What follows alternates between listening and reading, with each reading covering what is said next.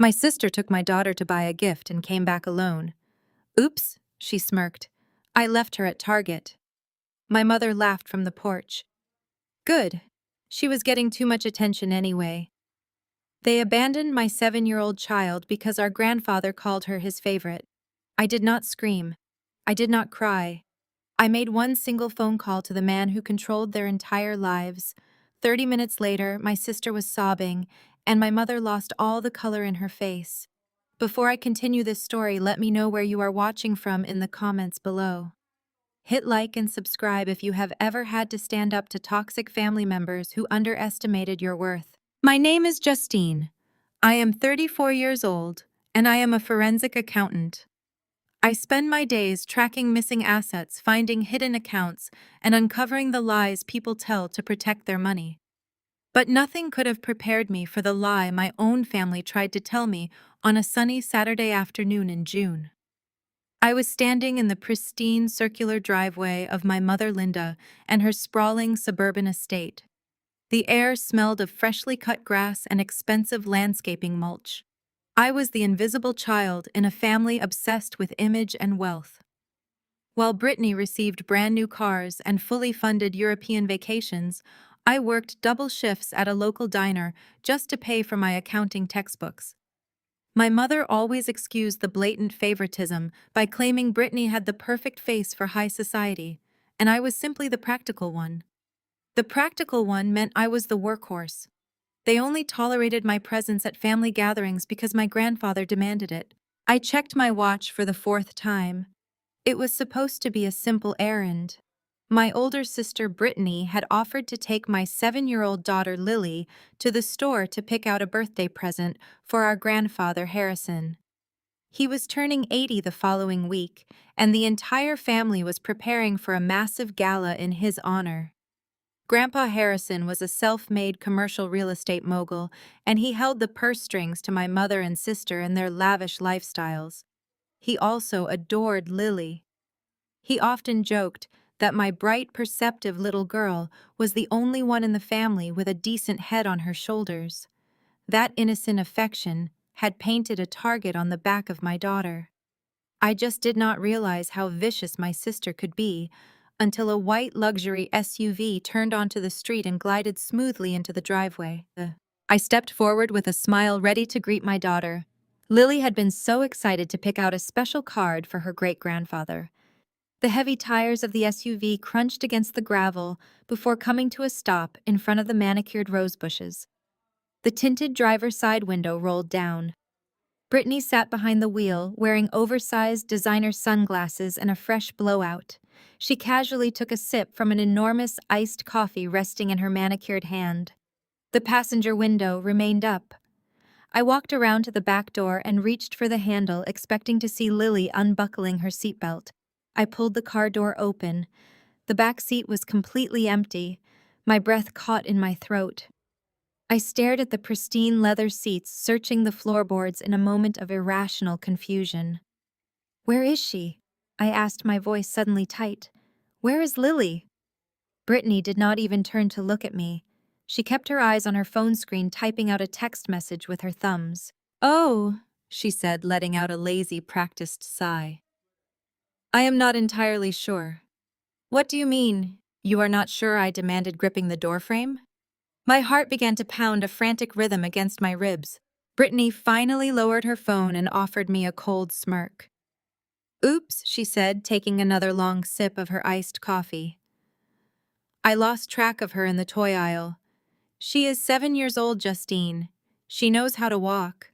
I am sure she can find the customer service desk and have them page me. Or you, I suppose." "You left her!" I shouted, the panic clawing its way up my throat. "You left a 7-year-old child alone in a massive retail store." "I did not leave her," Brittany replied, rolling her eyes in exaggerated annoyance. "She wandered off while I was looking at cosmetics. I waited around for like 5 minutes, but I have an appointment at the salon in an hour. I cannot just put my entire schedule on hold because your kid does not know how to follow directions." She took another sip of her coffee, the ice rattling loudly in the plastic cup. The sheer sociopathy of her statement froze me in place. She had driven 20 minutes back to the house, stopping for coffee along the way while my child was lost and alone. Before I could pull her out of the driver's seat, the heavy mahogany front door of the house swung open. My mother Linda stepped out onto the wide stone porch. She was wearing a silk blouse and holding a crystal glass of sparkling water. I turned to her, desperate for a voice of reason. "Mom," I yelled. Brittany left Lily at the store alone. She drove home without her. I expected my mother to drop her glass. I expected her to rush down the stairs and demand we call the police. Instead, Linda let out a short, high-pitched laugh. "Oh, please, Justine," she said, waving her hand dismissively. "Stop being so hysterical. You are overreacting as usual." I stared at the woman who had raised me, completely stunned. "Hysterical," I repeated, my voice cracking. "My daughter is missing." Linda took a delicate sip from her glass and leaned against the white pillar of the porch. "Brittany is under massive stress right now, Justine. The gala is next week and your grandfather is expected to announce her promotion to vice president of the firm. She has a million things on her mind.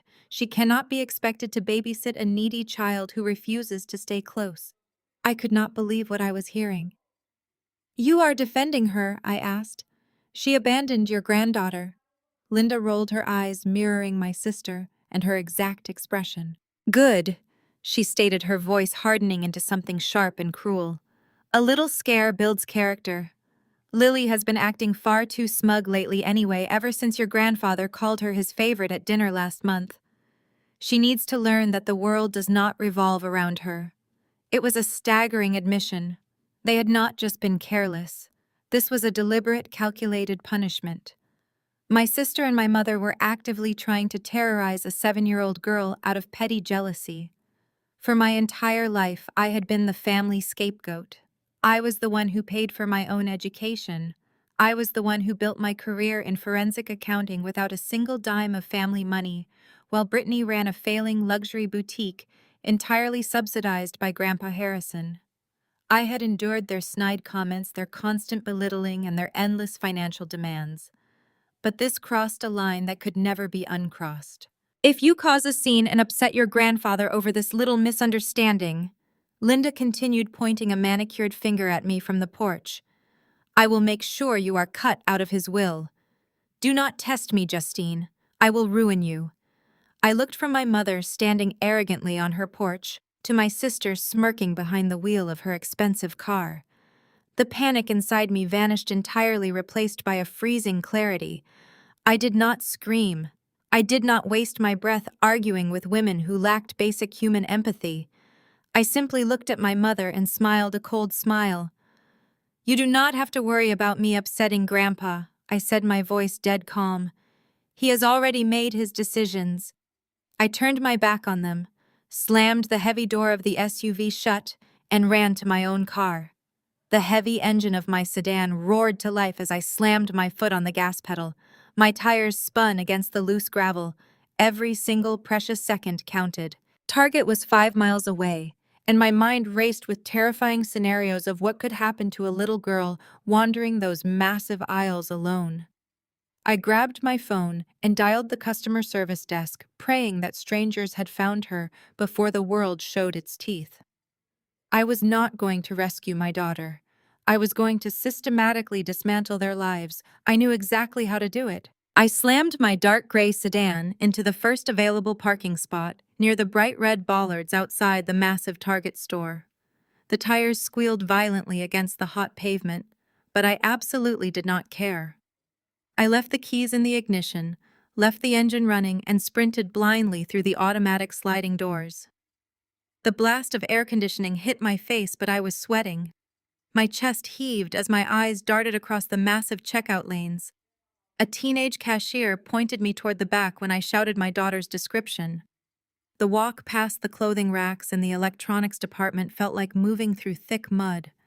Every second stretched into eternity. My mind conjured the worst possible scenarios. I thought about the predators who prey on lost children. I thought about the panic Lily must have felt looking around for an aunt who was already halfway home sipping an iced coffee. My hands shook so violently I had to clench them into fists to stop the trembling. When I finally reached the frosted glass doors of the loss prevention office, I did not bother knocking. I shoved the door open. The small square room smelled of stale coffee and industrial carpet cleaner. A wall of monitors displayed different camera angles of the store, and there sitting in an oversized rolling chair was my 7-year-old daughter. Lily was clutching a cheap brown stuffed bear with a bright red ribbon tied tightly around its neck, holding it like a shield. Her small, delicate shoulders shook constantly with quiet, silent sobs. Her face was red and splotchy from crying, and her normally perfectly neat braids were messy. When she heard the door hit the wall, her head snapped up.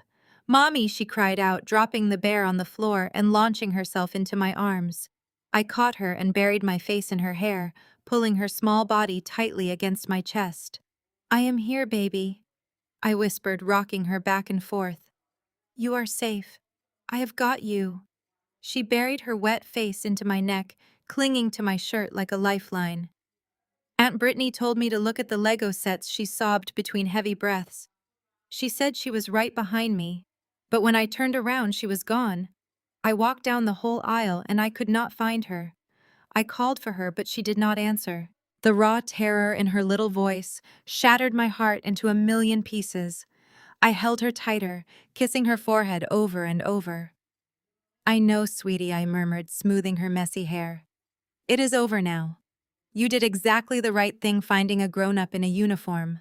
I am so proud of you." I stood up, carrying her in my arms, and turned to the two security guards standing quietly by the monitor bank. One was an older man with graying hair, and the other was a younger woman with a severe expression. "Thank you for keeping her safe," I said to them, trying to keep my voice steady. The older guard stepped forward. His name tag read David. He offered a tight, sympathetic smile, but his eyes were hard. "We are just glad she was brave enough to come to the front registers," he said. "The cashier brought her straight to us." I nodded, keeping Lily secure against my hip. "I need to take her home now," I said. "I will sign whatever paperwork you need." The younger guard stepped forward, folding her arms across her chest. "Madam, we reviewed the tape to see where they got separated," she said, her voice thick with disgust. "We have to follow protocol when a minor is abandoned on the property. We need to verify how she was left behind." I frowned. "My sister brought her here. She said she lost track of her in the toy section. My mother said my sister was just stressed about a family event." This was the excuse they always used. Whenever Brittany ruined a holiday or crashed a car or missed a deadline, my mother Linda would invent a phantom stressor to shield her golden child. When Brittany stole my high school graduation money to buy designer shoes, my mother claimed Brittany was just acting out because of teenage anxiety. When Brittany ruined my college apartment by throwing an unauthorized party, my mother said she was just exploring her youth. I fully expected this to be another instance of gross negligence. I thought Brittany had simply wandered off to look at cosmetics and carelessly forgot she had a child with her. The guard shook her head. Her jaw was set in a firm line. "You need to see this," she said, gesturing to the bank of monitors. I hesitated. Lily was finally calming down, her breathing slowing against my collarbone. I shifted her weight and stepped closer to the screen. David clicked a mouse and a high-definition video began to play. The camera angle showed aisle 14, the toy section. The timestamp in the corner read 1:45 in the afternoon. On the screen, I saw my daughter standing in front of a display of building blocks. She was pointing at a box and talking animatedly. About 10 feet behind her stood my sister. Brittany was wearing her oversized sunglasses indoors, holding her phone. She was not looking at the toys. She was staring directly at the back of my daughter's head. I watched the screen as Brittany checked her phone. Then she looked up again. She looked left and right, down the main aisle, checking to see if anyone was watching them. The aisle was completely empty. Then Brittany smiled.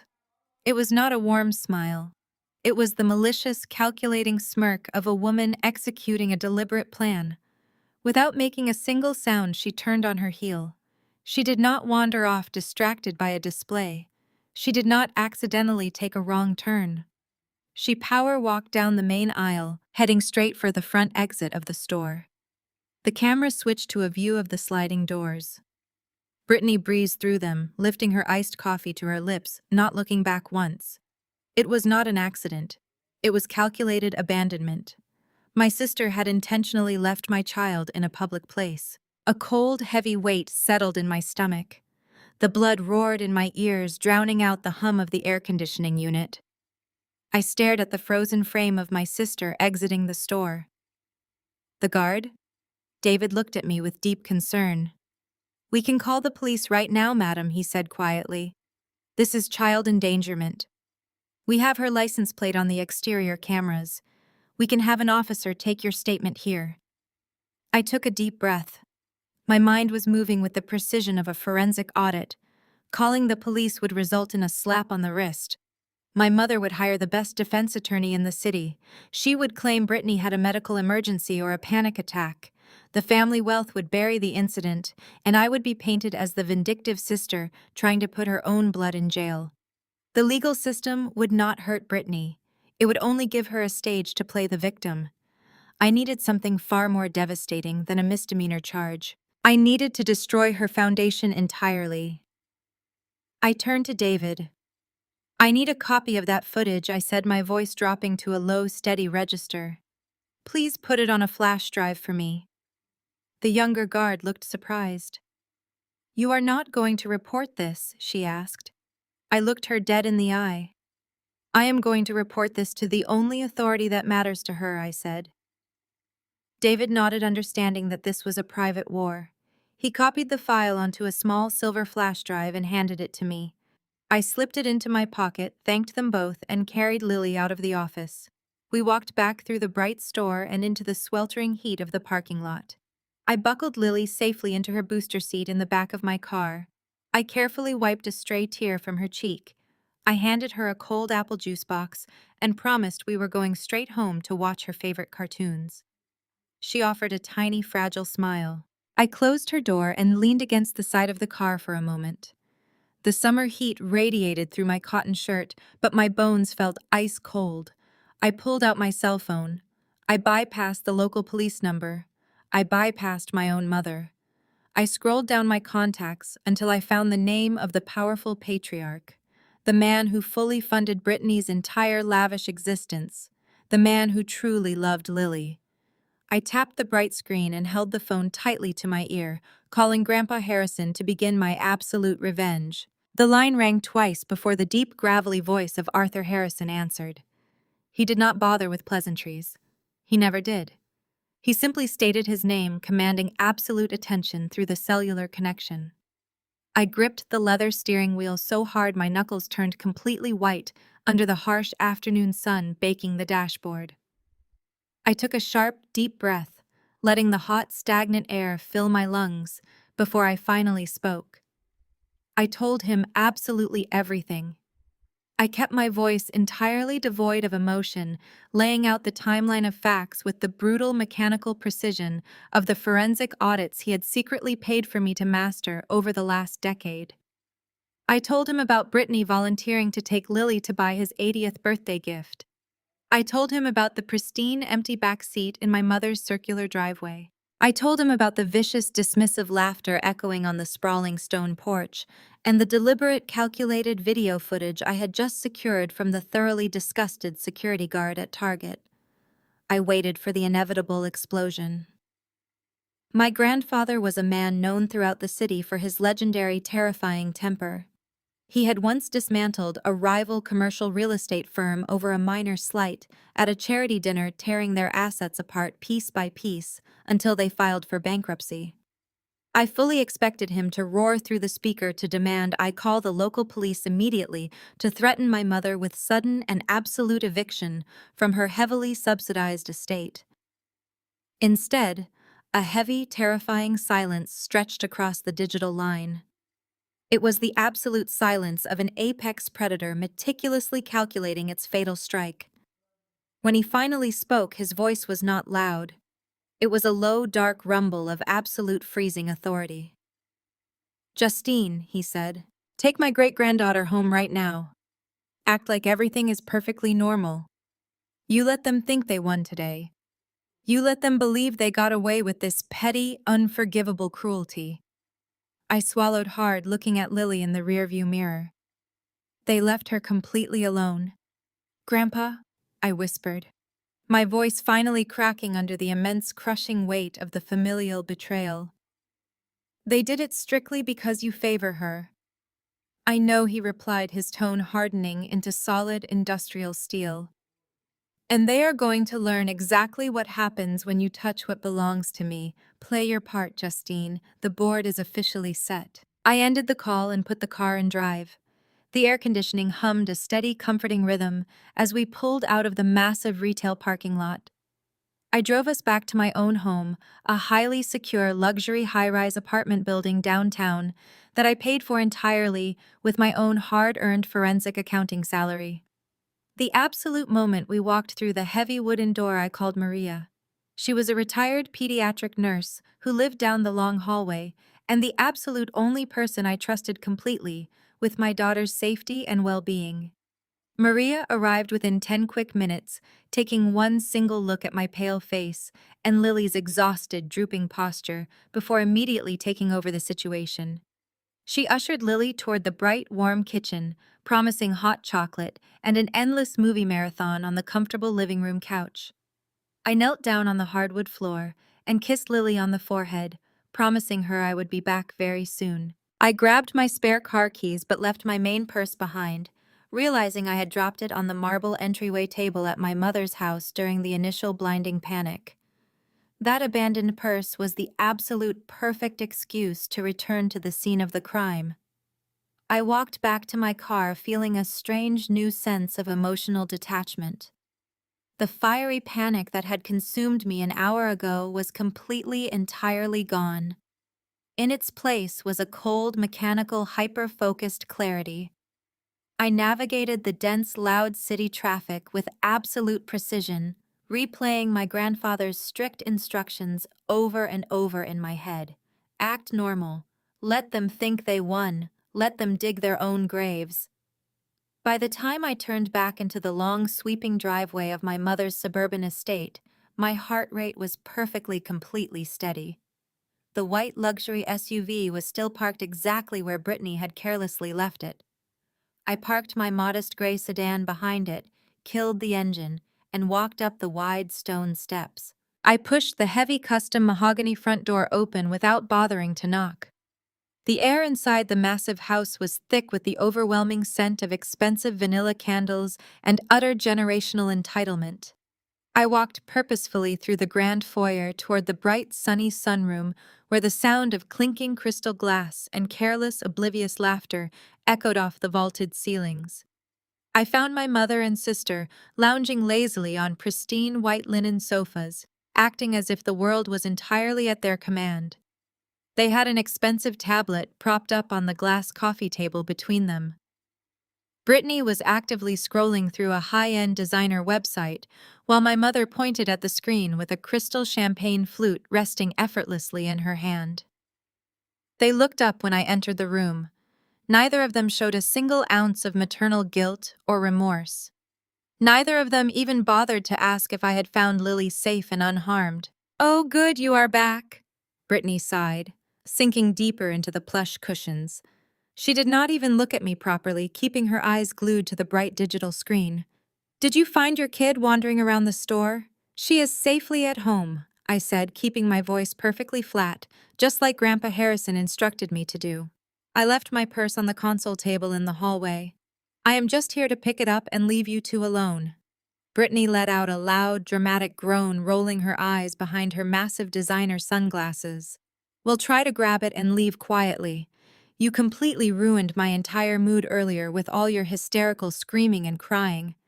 I am trying to focus on picking out my absolute best designer dress for the gala next week, and your negative energy is seriously giving me a massive headache." My mother nodded in immediate agreement, taking a delicate sip of her expensive imported champagne. "You really do overreact to absolutely everything, Justine. Lily is perfectly fine. You need to stop coddling her so much and let her grow up. Now come look at this incredible gown your sister is considering. It is a custom handmade piece straight from Milan." Brittany flipped her highlighted blonde hair over her shoulder and puffed out her chest with ridiculous, unearned pride. It has to be absolutely visually perfect, she boasted, tapping the screen with a manicured nail. Grandpa is going to announce my official promotion to Vice President of Harrison Holdings during his birthday toast. I am going to be standing on that main stage in front of 300 of the wealthiest, most influential investors in the entire state. I need to look exactly like the rightful heir to the real estate empire. This was the absolute staggering delusion they lived in daily. Brittany had spent the last 5 years running a luxury boutique straight into the ground, burning through hundreds of thousands of dollars of family trust money to cover her foolish inventory mistakes and lavish, pointless business trips. She knew absolutely nothing about the commercial real estate market. She did not know how to read a basic balance sheet or calculate a standard profit margin, but simply because she had the right hair and attended the right country club lunches, my mother had convinced her that Grandpa Harrison was simply waiting for the perfect right moment to hand her the keys to a billion-dollar kingdom. I just need something that screams ultimate executive power, but also high society elegance. Brittany continued, happily swiping to a new browser tab on the tablet. I am thinking this sequined silver number right here. It is $4,000, but obviously the company card will easily cover it as a legitimate business expense. I am the future face of the entire brand, after all. I stood near the doorway, my hands shoved deep into my pockets, gripping the small silver flash drive. Brittany tapped checkout. She inputted her black corporate credit card. A bright red error message appeared aggressively. Transaction declined. Brittany frowned, tapping the screen. The bank must be updating. She sighed heavily. She grabbed her secondary business account card, typing the new 16-digit sequence. The exact same red error message appeared instantly. Transaction declined. Before she could try a third card, a sharp, violent vibrating sound echoed loudly. Her company smartphone lit up brightly. Fraud alert. All corporate accounts frozen pending immediate investigation. Please contact Harrison Holdings Legal Department. The execution had finally begun. Brittany stared at her company smartphone as if it had transformed into a venomous snake. The bright red fraud alert illuminated her perfectly contoured face in the sunlit room, casting harsh shadows under her cheekbones. She tapped the glass screen aggressively, her manicured nails clicking against the surface in a frantic rhythm. It is just a stupid bank glitch, she insisted, her voice wavering with a thin layer of rising panic. The banking system is completely incompetent these days. They are always flagging legitimate business expenses for no reason at all. Linda hovered immediately over her favorite daughter's shoulder, her eyes narrowed in deep annoyance. She reached out and patted Brittany on the arm, offering blind, unwavering reassurance. Call customer service on Monday morning, darling, Linda soothed. I am sure it is just an automated security hold because the dress was an international purchase. Do not let this ruin your weekend. Brittany threw the heavy phone onto the glass coffee table, letting it clatter loudly against a stack of glossy fashion magazines.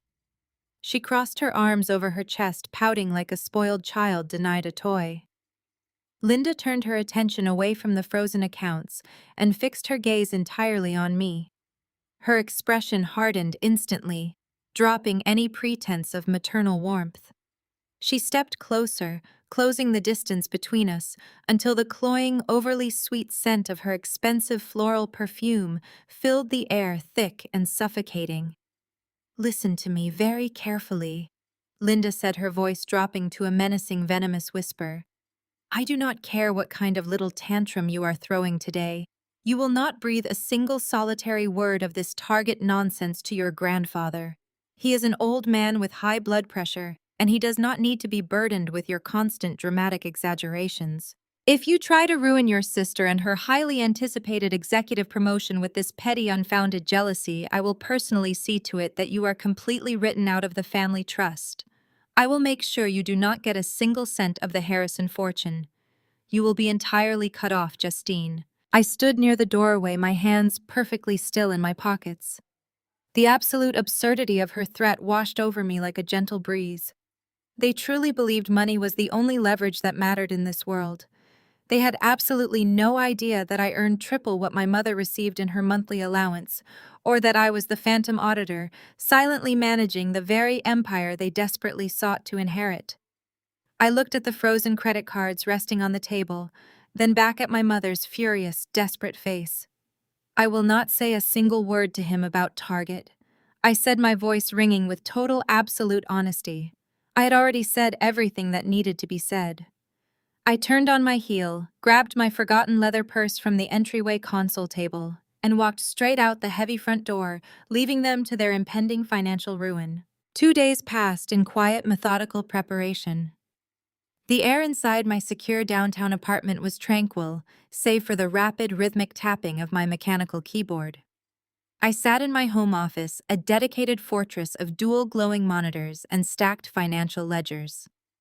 As a highly trained forensic accountant, I was intimately accustomed to untangling complex webs of deceit, tracing hidden offshore accounts, and dismantling elaborate corporate shell companies.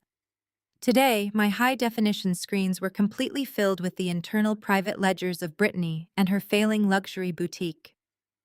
The raw numbers painted a devastating, undeniable picture of gross embezzlement and massive corporate fraud. I was meticulously documenting every single unauthorized wire transfer, every phantom inventory purchase, and every lavish personal vacation she had illegally charged to Grandpa Harrison and his commercial real estate firm. Lily was safely out of the way, sitting happily in the bright, sunny living room. She was humming a cheerful melody while drawing colorful pictures at the large kitchen island, completely recovered from the trauma of the weekend. The quiet tranquility of our Tuesday afternoon shattered abruptly. A sharp, heavy, authoritative knock echoed loudly through the apartment. It was not the polite, hesitant tap of a standard package delivery driver or the familiar, friendly knock of our building superintendent. It was the hard, rhythmic, aggressive pound of official law enforcement. I frowned deeply, pushing my ergonomic chair back from the heavy oak desk. I walked down the long, carpeted hallway, my bare feet making no sound against the floorboards. I leaned forward and peered through the digital peephole. A sudden freezing chill ran straight down my spine, settling heavily in the pit of my stomach. Standing in my brightly lit corridor was a strange woman wearing a severe gray pantsuit, clutching a thick metal clipboard to her chest. Standing directly beside her, his thumbs hooked casually into his heavy black utility belt, was a fully uniformed city police officer. I reached up, unlocked the heavy steel deadbolt, and pulled the door wide open.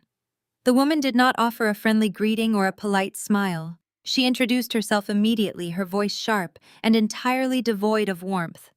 She flashed an official state-issued identification badge, identifying herself as a senior investigator with Child Protective Services. The police officer shifted his weight, his dark eyes actively scanning the interior of my apartment behind me, silently assessing the environment for any potential threats. The CPS investigator cleared her throat, her tone remaining clinical and entirely detached. "Madam," she began reading directly from a printed form on her clipboard.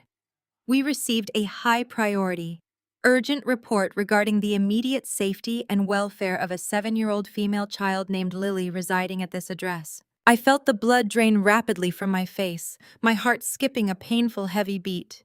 I gripped the edge of the doorframe, my knuckles turning white, as the investigator outlined the specific horrifying allegations. "Concerned prominent family members," the woman explained, without looking up from her official paperwork, "filed a detailed comprehensive report yesterday evening. They claim that you have recently suffered a severe sudden mental break. The report alleges that you are currently highly unstable, wildly erratic, and completely unfit to provide basic parental care." But the most staggering, horrifying claim was the specific incident listed in bold ink on the file. The anonymous relatives claimed that 2 days prior, I had intentionally abandoned my own daughter in a massive retail store, driving away in a fit of uncontrollable rage. Furthermore, the malicious report stated that I had actively attempted to frame my innocent older sister for the cruel abandonment, concocting wild, dangerous delusions to cover up my own gross negligence. The sheer scale of their crime hit me like a physical blow to the chest. Brittany and Linda had not just gone on the defensive to protect their fragile social standing. They had actively weaponized the state government against me. Terrified that I might actually expose their vile cruelty to Grandpa Harrison, they had decided to strike first. They had utilized the most vicious, destructive lie imaginable to discredit my character entirely. They wanted to build a documented legal history of mental instability, so that when the security footage from Target inevitably came to light, they could simply dismiss it as the paranoid ramblings of a disturbed, unfit mother. They were willing to traumatize Lily a second time, willing to risk her being dragged into the foster care system just to protect a fraudulent executive promotion and a failing boutique. The CPS investigator tightened her grip on the heavy clipboard, her eyes narrowing sharply as she silently assessed my physical reaction. She clearly expected loud, aggressive panic. She expected me to start screaming defensively or display sudden hostile anger, the usual predictable responses from a guilty or genuinely unstable parent cornered by law enforcement. Given the highly severe nature of these official allegations, the investigator continued, her voice dropping to a serious, unyielding register. We are legally required to conduct a thorough, unannounced inspection of your residence right now. We also need to interview your daughter Lily privately in a separate room to properly assess her current living conditions and evaluate her overall emotional well-being. The uniformed police officer took a deliberate half-step forward, his heavy boots thudding against the floor. It was a silent intimation of absolute authority. My mother and sister wanted to play a high-stakes game of mutually assured destruction. I did not scream in defensive rage. I did not cry fearful, desperate tears. I offered them a warm, perfectly serene, and completely welcoming smile. Of course, officer, I said, my voice incredibly smooth, polite, and entirely accommodating. Please come right in. I have absolutely nothing to hide. I took a wide, graceful step back, pulling the heavy wooden door completely open, inviting the very agents of my sister's ultimate demise directly into my home. The investigator stepped across the threshold with heavy skepticism written plainly across her face. The police officer followed, keeping his hand casually near his radio. I did not flinch or offer frantic excuses. I gestured toward the open, sunlit living room, where Lily was currently sitting at the kitchen island building a complex structure out of brightly colored wooden blocks. Maria, my neighbor and trusted sitter, stood nearby slicing fresh apples. I introduced Maria, explaining she was a retired pediatric nurse and a constant positive presence in my daughter's life. The investigator blinked, clearly thrown off balance by the absolute tranquility of the scene. The malicious report had painted a picture of a squalid, chaotic environment run by an unhinged mother. Instead, she found a pristine, highly organized apartment, smelling faintly of lavender and fresh fruit. I offered them a seat at the dining table, but the investigator insisted on conducting the home inspection first. I gladly obliged. I led her down the hallway, showing her the spotless bathroom, and then pushing open the door to Lily's bedroom. It was bright and beautifully decorated with a large bookshelf overflowing with age-appropriate reading materials. The closet was neatly organized with clean, properly fitting clothes. The investigator opened a few drawers, checked the window locks, and noted the overall safety of the space. Her severe expression began to soften just a fraction. There were no signs of neglect. There were no hazards. There was only the undeniable evidence of a deeply loved and meticulously cared for child.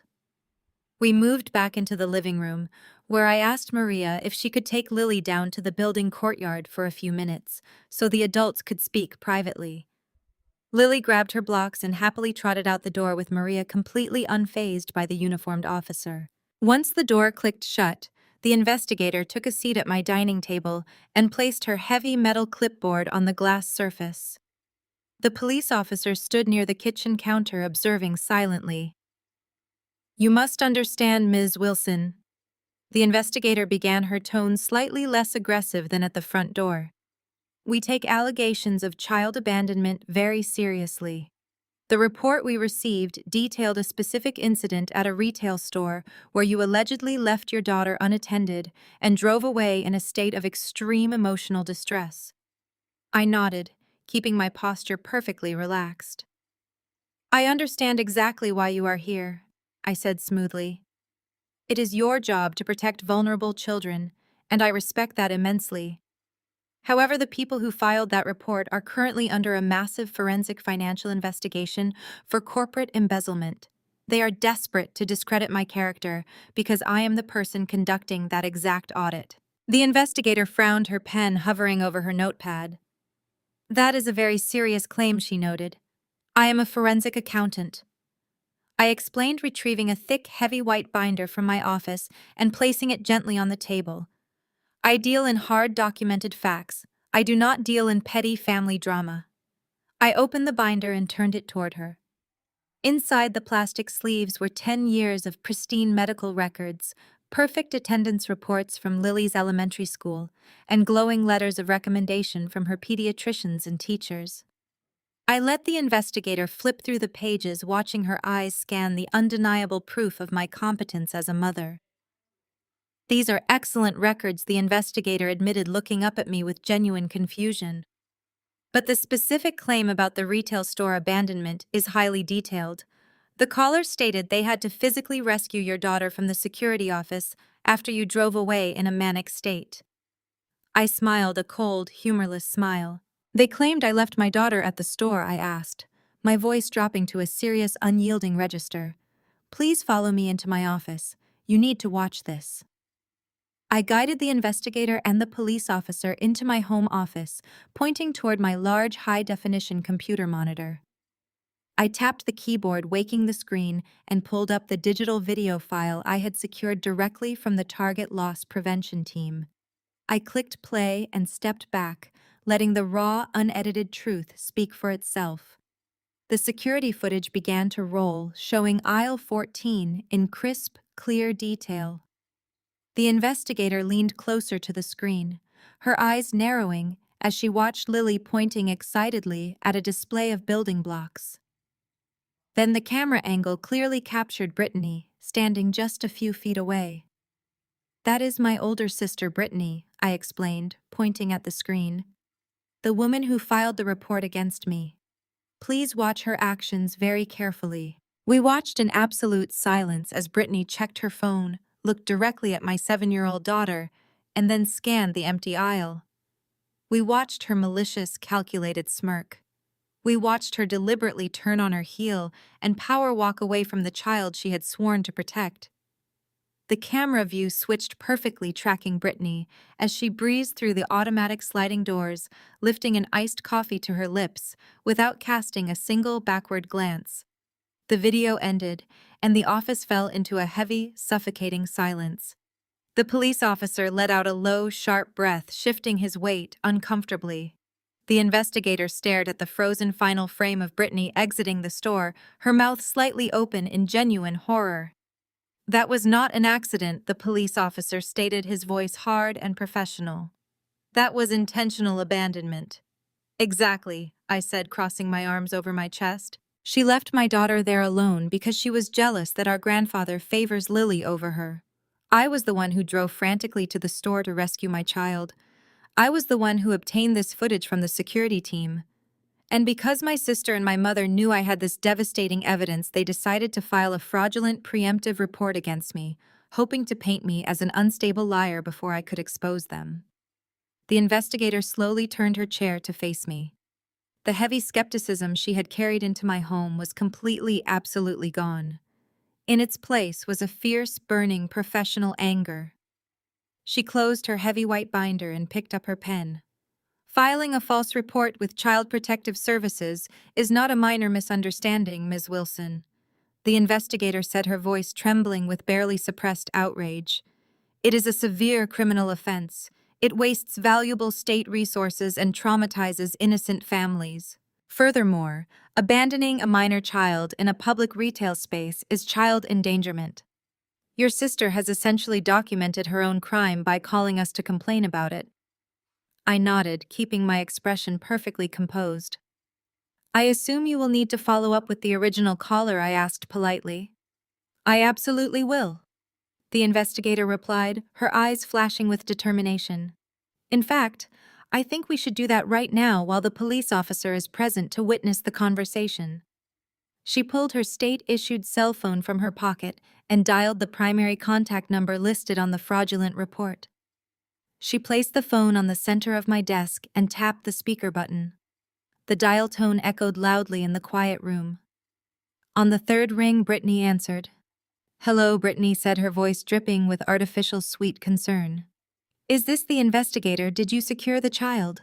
Yes, Ms. Wilson, this is Investigator Davis, the woman responded, keeping her tone perfectly neutral and professional.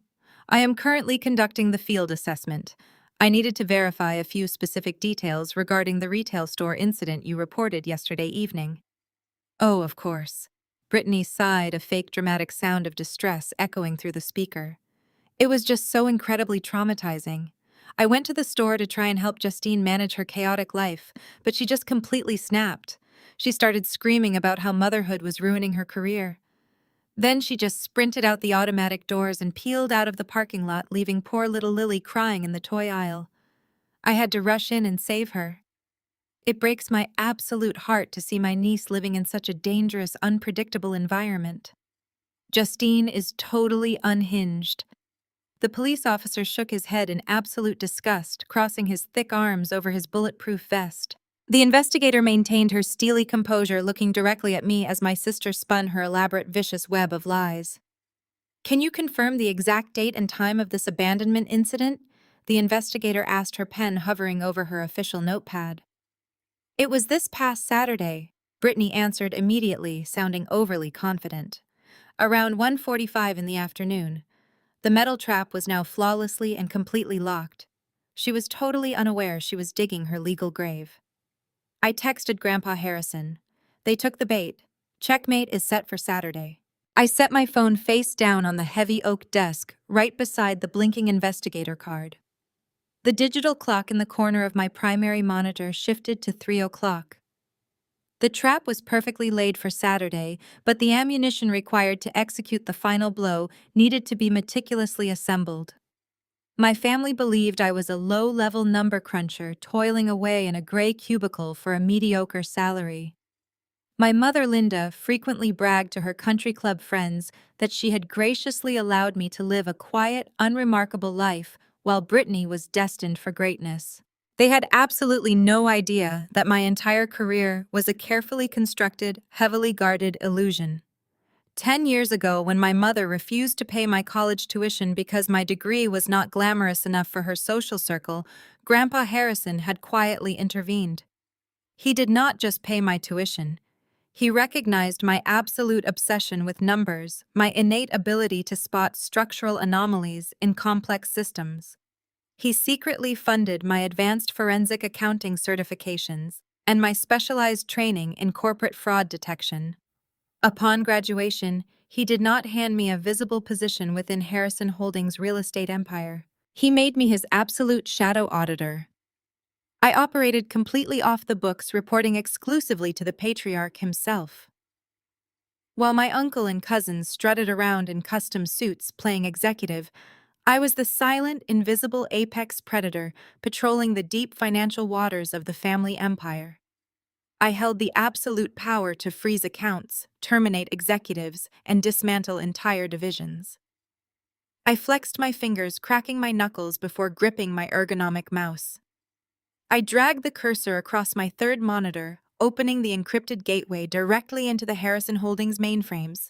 It was time to dissect the luxury fashion boutique. Brittany had launched her high-end fashion store 5 years ago with a massive fanfare of expensive champagne and imported caviar. My mother had convinced my grandfather to subsidize the commercial lease through his real estate firm, claiming it would teach Brittany valuable executive leadership skills. Grandpa Harrison had agreed to the initial seed money, but he had strictly forbidden any further corporate bailouts. I pulled up the raw general ledger. The numbers were not just bad, they were a catastrophic, bleeding hemorrhage of gross incompetence. Brittany was bleeding cash at an astronomical, unsustainable rate every single passing business day. Her inventory turnover was practically non-existent. She was purchasing wildly expensive seasonal items that sat rotting on custom velvet hangers, while the operational overhead climbed higher every single month. But the boutique had never officially declared bankruptcy. It had never missed a single rent payment to the parent company. I narrowed my eyes, leaning closer to the glowing screen. I initiated a deep trace on the incoming cash flow, targeting the phantom deposits, keeping the store artificially afloat. The financial trail was deliberately convoluted, heavily layered with dummy accounts and shell transfers designed to confuse standard corporate tax auditing software. But I was not standard software. I traced the digital fingerprints directly back to the primary Harrison family trust. Linda. My mother was the sole authorized signatory on that specific tertiary trust account intended exclusively for medical emergencies and educational grants. I pulled up the trust distribution logs and matched the timestamps. For exactly 5 years, Linda had been actively siphoning massive amounts of family wealth, funneling hundreds of thousands of dollars through a dummy consulting firm directly into the boutique. She was actively stealing from the entire family to cover up her golden child's massive, humiliating business failure losses. It was a gross violation of fiduciary duty, but it was not the killing blow I needed. Linda could easily spin those transfers as a protective motherly loan.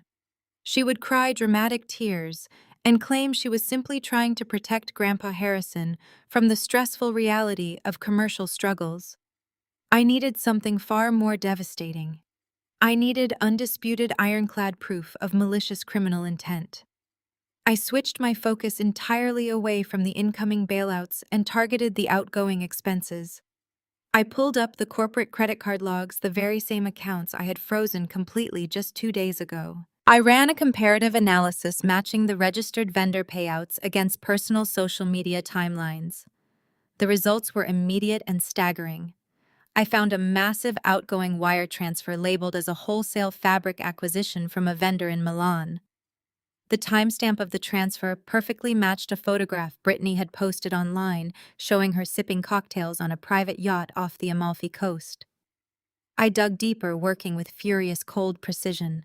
I found a $70,000 expense categorized as store renovations. The routing number led directly to a high-end luxury car dealership located downtown across the street. Brittany had recently purchased a custom white vehicle there. She was not just losing money through sheer arrogant incompetence. Brittany was actively, intentionally embezzling corporate funds. She was utilizing the boutique as a massive personal piggy bank, draining the subsidized business accounts to fund her designer wardrobe, her extravagant international vacations, and her luxury vehicles. She was stealing money that legally belonged to Harrison Holdings. It was textbook corporate fraud, carrying severe, mandatory federal prison sentences. I sat back in my chair, the blue light of the monitors reflecting off my eyes. The sheer scale of arrogance was genuinely breathtaking. They had treated the family empire like their own personal kingdom, entirely convinced they were untouchable. They believed their bloodline granted them absolute immunity from consequence. They had actively mocked my modest lifestyle, my gray sedan, and my quiet demeanor, completely oblivious to the fact that I held the keys to their complete financial destruction. I gathered the digital files compiling the general ledgers, the fraudulent vendor invoices, the offshore wire transfers, and the trust distribution logs into a single devastating comprehensive master file. I added the formal police report regarding the fabricated agency call and the video camera footage. The high-definition security footage proved the initial child abandonment. I formatted the document, ensuring every single claim was backed by irrefutable hard evidence. I clicked the print icon on my screen. The heavy industrial laser printer in the corner of my office hummed to life, spitting out page after page of absolute, undeniable ruin. I stood up and walked over to the printer, gathering the warm, thick stack of paper. I retrieved a single pristine, bright red folder from my supply cabinet. I placed the documents inside, smoothing my hand over the vibrant crimson cover of the execution folder. The red folder was the universal symbol within Harrison Holdings. It meant an audit had uncovered fatal criminal activity. It meant immediate termination and imminent legal prosecution. I slipped the flash drive containing the video into the front pocket of the folder, sealing their fate. I placed the bright red folder directly into my leather briefcase. Checkmate was ready. I walked out of the office to check on Lily. She was sitting comfortably on the living room rug, watching a colorful cartoon on the television. Maria was sitting beside her, reading a paperback novel. They both looked up at me. Are you finished working? Maria asked, offering a warm, kind smile. I nodded, returning the smile. Yes, I am completely finished for today. The hardest part is over. I walked into the kitchen and poured myself a tall glass of ice-cold water. The adrenaline that had fueled my deep dive into the corporate mainframes was slowly beginning to fade, leaving behind a profound sense of absolute calm. My mother and sister had spent their entire lives treating me like a disposable nuisance. They had consistently underestimated my intelligence, my drive, and my unwavering loyalty to the entire Harrison family. They had assumed I was weak simply because I did not scream and demand attention the way they always did. But my silence was never weakness. It was observation. It was meticulous, careful preparation. I had spent a decade watching them lie, cheat, and steal their way through life. Now the bill was finally due. Saturday was Grandpa Harrison's 80th birthday gala. The entire family would be there alongside the most powerful, influential figures in the state. Brittany was expecting a grand, majestic promotion. She was expecting the ultimate validation of her fraudulent, miserable existence. She would get an audience. She would get her moment in the absolute center of the spotlight. But the announcement would not be a promotion, it would be an execution. I took a slow, deep breath, letting the cool water wash down my dry throat. I looked at the sleek leather briefcase resting near the hallway door. Inside that bag was the complete destruction of Brittany and Linda. I felt no guilt. I felt no hesitation. They had abandoned my daughter and attempted to destroy my home. They had crossed the absolute final line. I was going to burn their entire fake kingdom completely down. The sun had barely risen over the city skyline the following morning when the heavy brass buzzer of my apartment intercom shattered the quiet peace of my living room. I set my coffee mug down on the granite counter and walked toward the security monitor panel. The high-definition camera feed displayed the immaculate, impatient face of my mother standing in the opulent marble lobby of my building. Linda was wearing a tailored cream blazer, tightly gripping her expensive leather handbag like a protective shield. Her usual posture of absolute unbothered superiority was visibly fracturing. She was tapping her designer heel against the polished stone floor, pacing in a tight, anxious circle. I pressed the entry button without saying a single word, listening to the heavy electronic click that granted her access to the secure elevator bank. I opened my front door just as she stepped out of the private elevator. She pushed past me without offering a greeting, scanning my bright, spacious apartment with her typical underlying disdain. She did not bother to take off her shoes, tracking invisible city grime onto my pristine hardwood floors. Maria had taken Lily to the local botanical gardens for the entire day, leaving the apartment completely silent. My mother threw her handbag onto my kitchen island and turned to face me. The heavy layers of perfectly applied makeup could not hide the dark, strange circles forming under her eyes.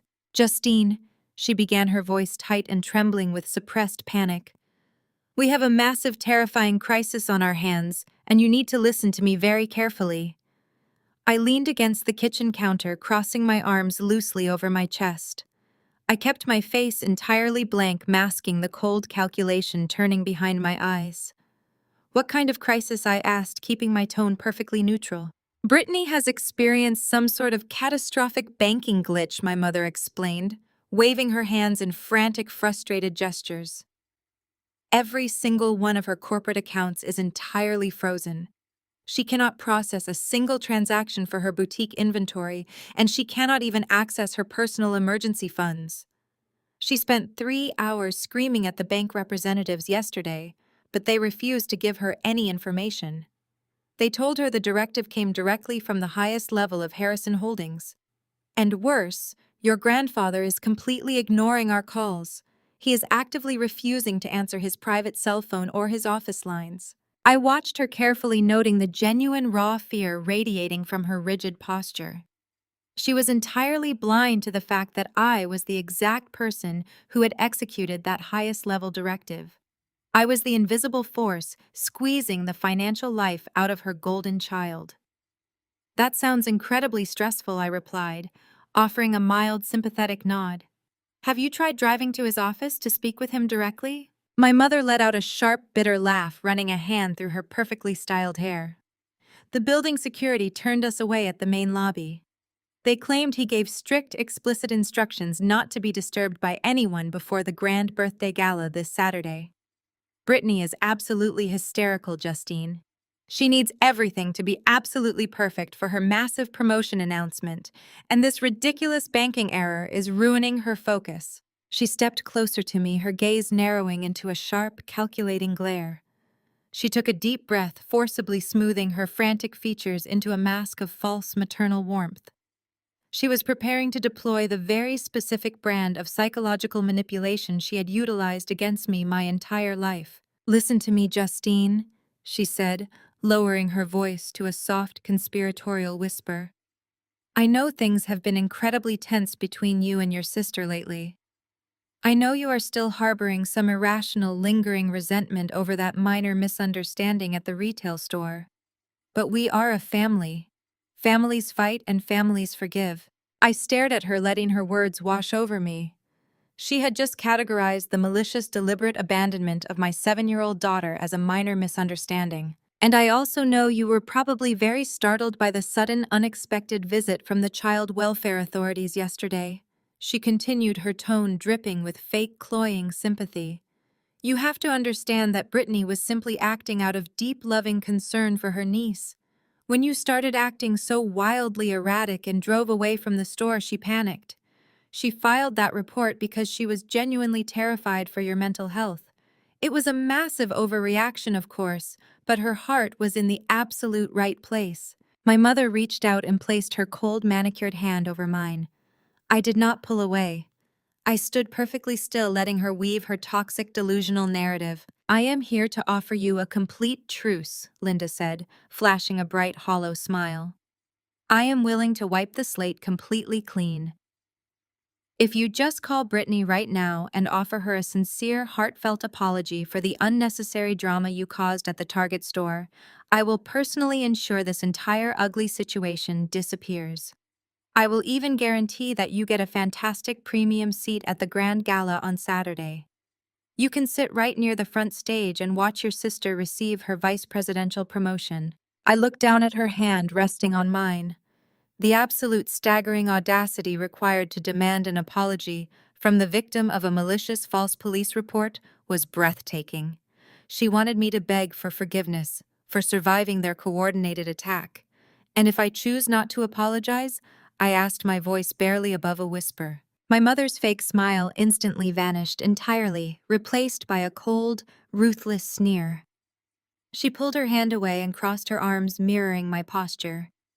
Then you leave me with absolutely no choice, Justine. I will be forced to agree with Brittany that you are mentally unstable. I will support her claims fully. You need to be incredibly realistic about your current situation in life.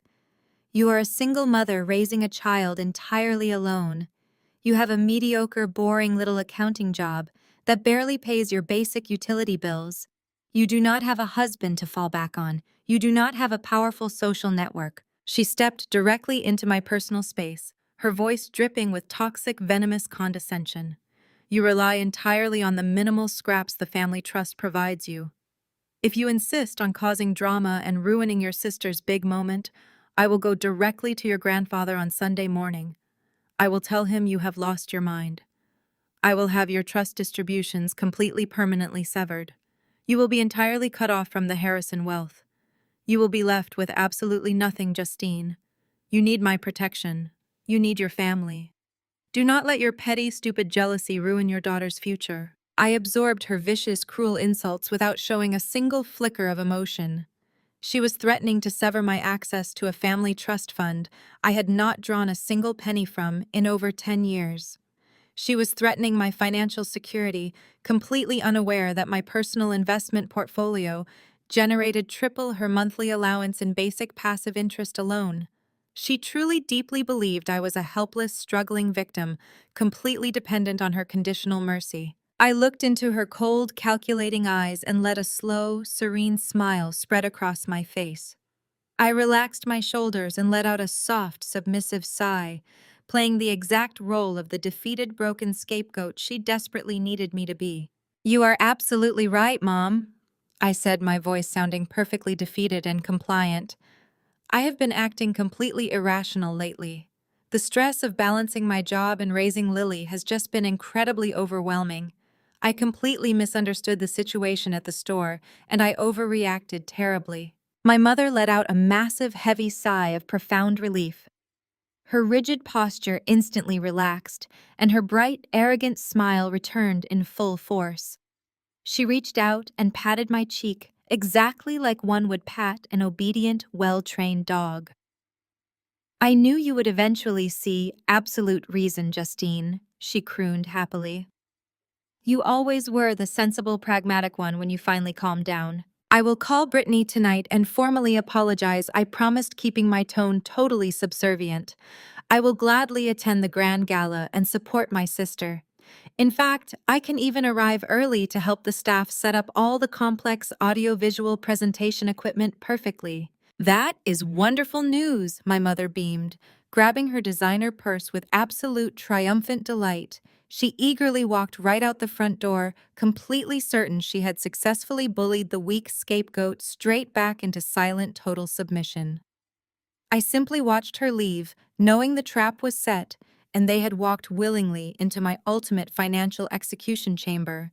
Checkmate was guaranteed. Friday morning arrived with a crisp, unyielding clarity that seemed to perfectly mirror my internal state of mind.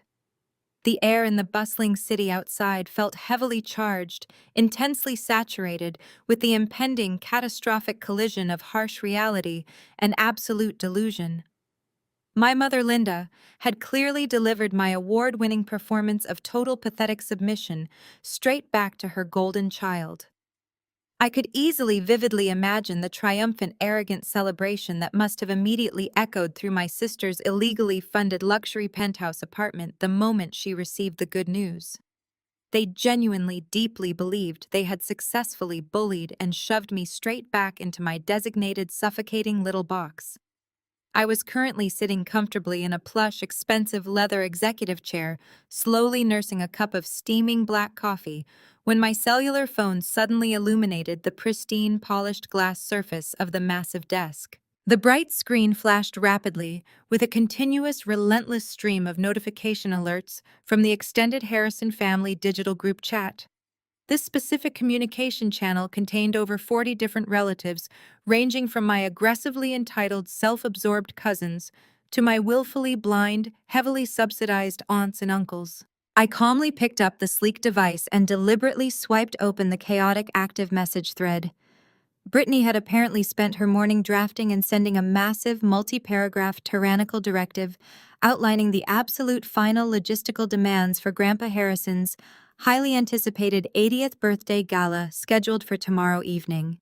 She had boldly, arrogantly taken it entirely upon herself to act as the supreme, unchallenged commander of the entire prestigious event, loudly assigning specific roles and dictating ridiculous expectations with a breathless, completely unearned sense of supreme authority.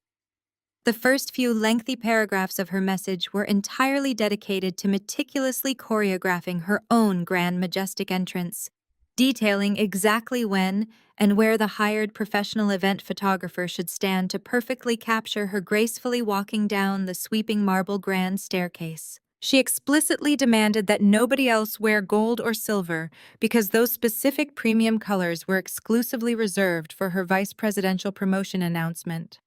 Then, having thoroughly secured her own blinding spotlight, she finally moved on to address the rest of us ordinary lesser mortals. "Justine," she wrote, specifically tagging my digital name, so every single member participating in the massive group chat would instantly see the targeted notification.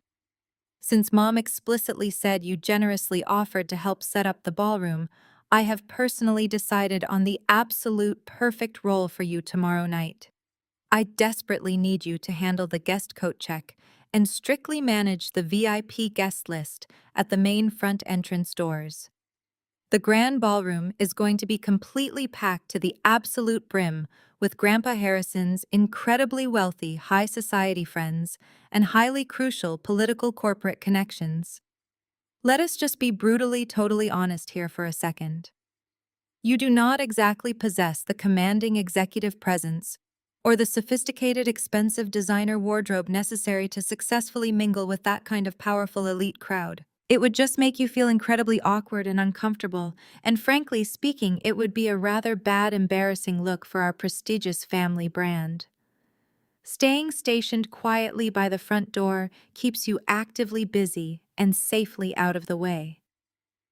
Make absolutely sure you wear basic plain black clothing so the important guests clearly know you are simply working the event and not actually attending it as a real guest. I read the incredibly toxic, demeaning words twice, feeling a cold, clinical, dark amusement wash slowly over my calculating mind. She was not just casually demanding that I work a basic menial service job at our own grandfather's magnificent milestone birthday celebration.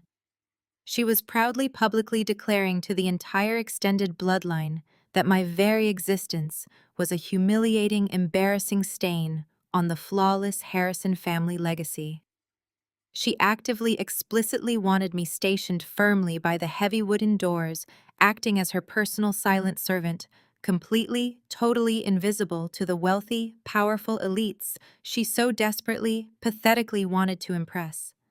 She was aggressively utilizing the family group chat as a digital public execution block, fully intending to firmly establish her absolute unquestioned dominance before she received what she falsely believed would be her massive executive promotion. She was sealing her own fate with every single keystroke, entirely blind to the impending devastation. The fawning, enabling responses from the extended family members began pouring into the chat, immediately forming a highly predictable, suffocating echo chamber of toxic blind approval.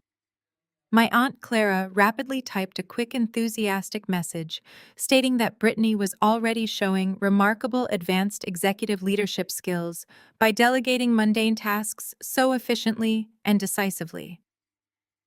My cousin Greg quickly added a mocking, laughing face emoji, openly commenting that keeping me hidden near the winter coats was an incredibly smart strategic move because my plain, boring face always ruined the glamorous aesthetic of their expensive family photographs anyway. My mother Linda chimed in last, sending a long, continuous string of bright red heart emojis and loudly praising Brittany for her brilliant, unmatched organizational skills. Not a single solitary person in that massive chat questioned the blatant malicious cruelty of the assignment. Not a single relative dared to suggest that I actually deserved to celebrate my beloved grandfather's birthday alongside the rest of the privileged bloodline. They eagerly, happily fell right into perfect line validating Brittany's massive, arrogant delusion and actively reinforcing my permanent designated status as the disposable, unremarkable family scapegoat. I sat there in the heavy silence, watching the cruel, mocking messages continue to scroll rapidly past my observing eyes while maintaining a perfectly steady, incredibly calm heart rate. I slowly tapped the empty text box, bringing up the digital keyboard on my glowing screen. I did not waste my breath attempting to argue with their collective delusional madness. I did not bother to defend my professional wardrobe or my supposed lack of executive presence. I did not point out the staggering hypocrisy of their shallow, empty lives. I simply decided to give them exactly the submissive, compliant response they were eagerly expecting to see. I embraced the beautiful, profound irony of the situation, allowing their blinding arrogance to dig their legal and financial graves just a few inches deeper. No problem. I typed, my fingers gliding effortlessly and smoothly across the cold glass surface of the digital screen. I will make absolutely sure everyone gets exactly what they deserve at the door tomorrow night. I hit the send button and immediately firmly locked the phone, watching the bright illuminated screen fade instantly to absolute dark black. I deliberately placed the silence device face down on the massive, solid, polished mahogany desk. I was not currently sitting in my gray, cramped, miserable little cubicle. I was not sitting in my modest, unassuming residential apartment. I was sitting at the absolute powerful pinnacle of the entire city, securely located on the top executive floor of the towering Harrison Holdings corporate headquarters. The sprawling, luxurious corner office offered a stunning panoramic, commanding view of the entire downtown skyline, serving as a physical reminder of the vast financial empire we controlled. The thick, soundproof glass windows blocked out the chaotic noise of the busy streets far below, creating a pristine, silent sanctuary designed exclusively for making massive, monumental corporate decisions. Grandpa Harrison sat directly across from me, his imposing figure radiating an aura of quiet, absolute authority. His sharp, piercing, intelligent gray eyes were fixed intensely and unwaveringly on the bright red folder resting wide open on his immaculate desk. The large room was currently heavy with a profound, terrifying, heavy silence. He slowly, deliberately turned the final thick paper page of my exhaustive forensic audit report, silently reviewing the undeniable, meticulously documented, undeniable evidence of Linda and Brittany's massive ongoing criminal embezzlement. The deep, weathered wrinkles around his old eyes darkened and deepened actively, etching a visible, tragic map of profound personal betrayal and deep paternal sorrow into his tired face. He was looking at the absolute, undisputed proof that his own daughter and granddaughter had systematically, intentionally robbed him blind for 5 consecutive years, using his own trusted corporate infrastructure to fund their pathetic, shallow vanity. "You did excellent work, Justine," he said, his voice rough and heavy, like grinding stone. "I always knew they were greedy and shallow, but I never imagined they would actively steal from the family trust to fund this kind of obscene, reckless vanity." He picked up his heavy gold fountain pen, holding it firmly in his steady hand. He took a long breath. He did not hesitate for a single second. He signed the final legal documents restructuring his entire corporate empire, completely stripping my mother and sister of their unearned power. He reached across the desk and retrieved the heavy iron corporate seal. With a loud, resounding thud, he stamped the official company seal directly onto Brittany's immediate commercial eviction notice. The trap was finally flawlessly, completely locked. The resounding thud of the corporate seal stamping Brittany's eviction notice echoed in my mind long after exiting Harrison Holdings. I walked out of that executive suite Friday evening, carrying the legal destruction of my mother and sister inside my leather briefcase. When Saturday morning arrived, the bright sunlight felt remarkably warm. The day of the grand 80th birthday gala was here. It was the day my sister believed she would be crowned vice president. I spent the early hours reviewing the digital ledgers, ensuring every offshore wire transfer and fraudulent vendor invoice was flawlessly documented. There was zero room for error. I closed my laptop and walked down the hallway. Lily sat quietly on her bed wearing a navy blue velvet dress with a white lace collar. Her small legs dangled over the edge, swinging with a nervous rhythm. I picked up her silver hairbrush, working through the soft tangles in her dark hair. Usually she would be chattering endlessly about the fancy hotel ballroom. Today she was entirely silent. Her small hands tightly gripped the velvet fabric. The trauma from the retail store abandonment cast a heavy shadow over her. I set the hairbrush down and placed my hands on her shoulders. "Are Auntie and Grandma going to be mean tonight?" Lily asked, her voice small and trembling with genuine fear. Her large brown eyes looked up at me, filled with apprehension. "They left me alone at the store, Mommy. I do not want them to yell at you or leave us behind again." The innocence of her question ignited a fierce protective fire inside my chest. It was a cold, absolute resolve.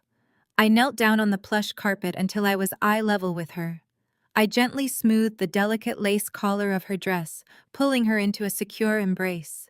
I held her for a long moment, letting her feel my unwavering strength. I pulled back slightly, looking directly into her brown eyes. "No, sweetie?" I said, my voice unyielding and absolute. Tonight, they are going to learn exactly what happens when you mess with my family.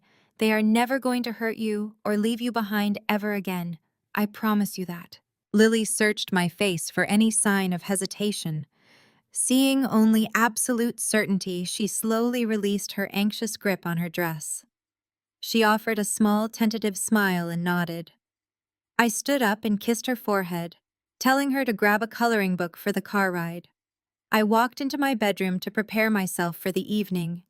Brittany had publicly commanded me in the group chat to wear basic plain black clothing. She wanted me to look like an anonymous disposable servant, stationed near the winter coats, stripped of any executive dignity. I had zero intention of playing the pathetic victim. I bypassed the plain dark slacks entirely. Instead, I pulled out a stunning custom-tailored midnight blue silk gown. It was incredibly elegant, featuring sharp lines that projected absolute authority and quiet, commanding power. It was not flashy or loud like the heavily sequined monstrosities Brittany favored. It was the refined armor of a true apex predator. I paired the silk gown with diamond stud earrings and the vintage silver watch Grandpa Harrison had gifted me upon graduating. I applied my makeup with meticulous precision, highlighting my cheekbones and pulling my dark hair back into a sleek twist. When I looked at my reflection in the mirror, I did not see the compliant scapegoat. I saw the shadow auditor fully prepared to execute final judgment. My cellular phone vibrated on the polished wooden dresser. I glanced at the glowing screen. It was another toxic, demanding message from Linda in the main family group chat. She proudly announced that she and Brittany were currently boarding the private family limousine to head to the luxury downtown hotel. She added a condescending public reminder directed specifically at me, stating I should order an Uber immediately, so I would not be late for my coat check shift at the front door. Several cousins immediately replied with mocking, laughing emojis, completely endorsing her public humiliation. I simply swiped the notification away, deleting it without offering a single word of response. I grabbed my heavy leather briefcase, securing the red folder inside, and walked out. Lily was waiting patiently by the front door, holding her small silver purse. We rode the elevator down to the main lobby in quiet anticipation. As we stepped out through the glass double doors into the cool evening air, I looked toward the busy street corner, expecting to call a standard rideshare service. Instead, a massive, immaculate black town car was idling perfectly parallel to the curb. The sleek vehicle hummed with quiet, expensive power, completely out of place in my modest neighborhood. The tall, broad-shouldered driver, wearing a crisp, dark suit, immediately stepped out of the vehicle when he saw us approach. He offered a respectful, polite nod and pulled open the rear passenger door. It was absolutely not an Uber. I peered into the spacious, luxurious interior of the town car and felt a sudden sharp rush of profound, validating emotion. Grandpa Harrison was sitting comfortably in the plush leather back seat, wearing a magnificent classic black tuxedo. He looked incredibly sharp, his gray hair perfectly styled and his posture radiating absolute unquestioned dominance. He had completely bypassed Linda and Brittany, leaving them to ride together in their flashy rented limousine, while he personally traveled across the city to exclusively escort his shadow auditor and great-granddaughter to the milestone gala. It was the ultimate silent declaration of his true loyalties.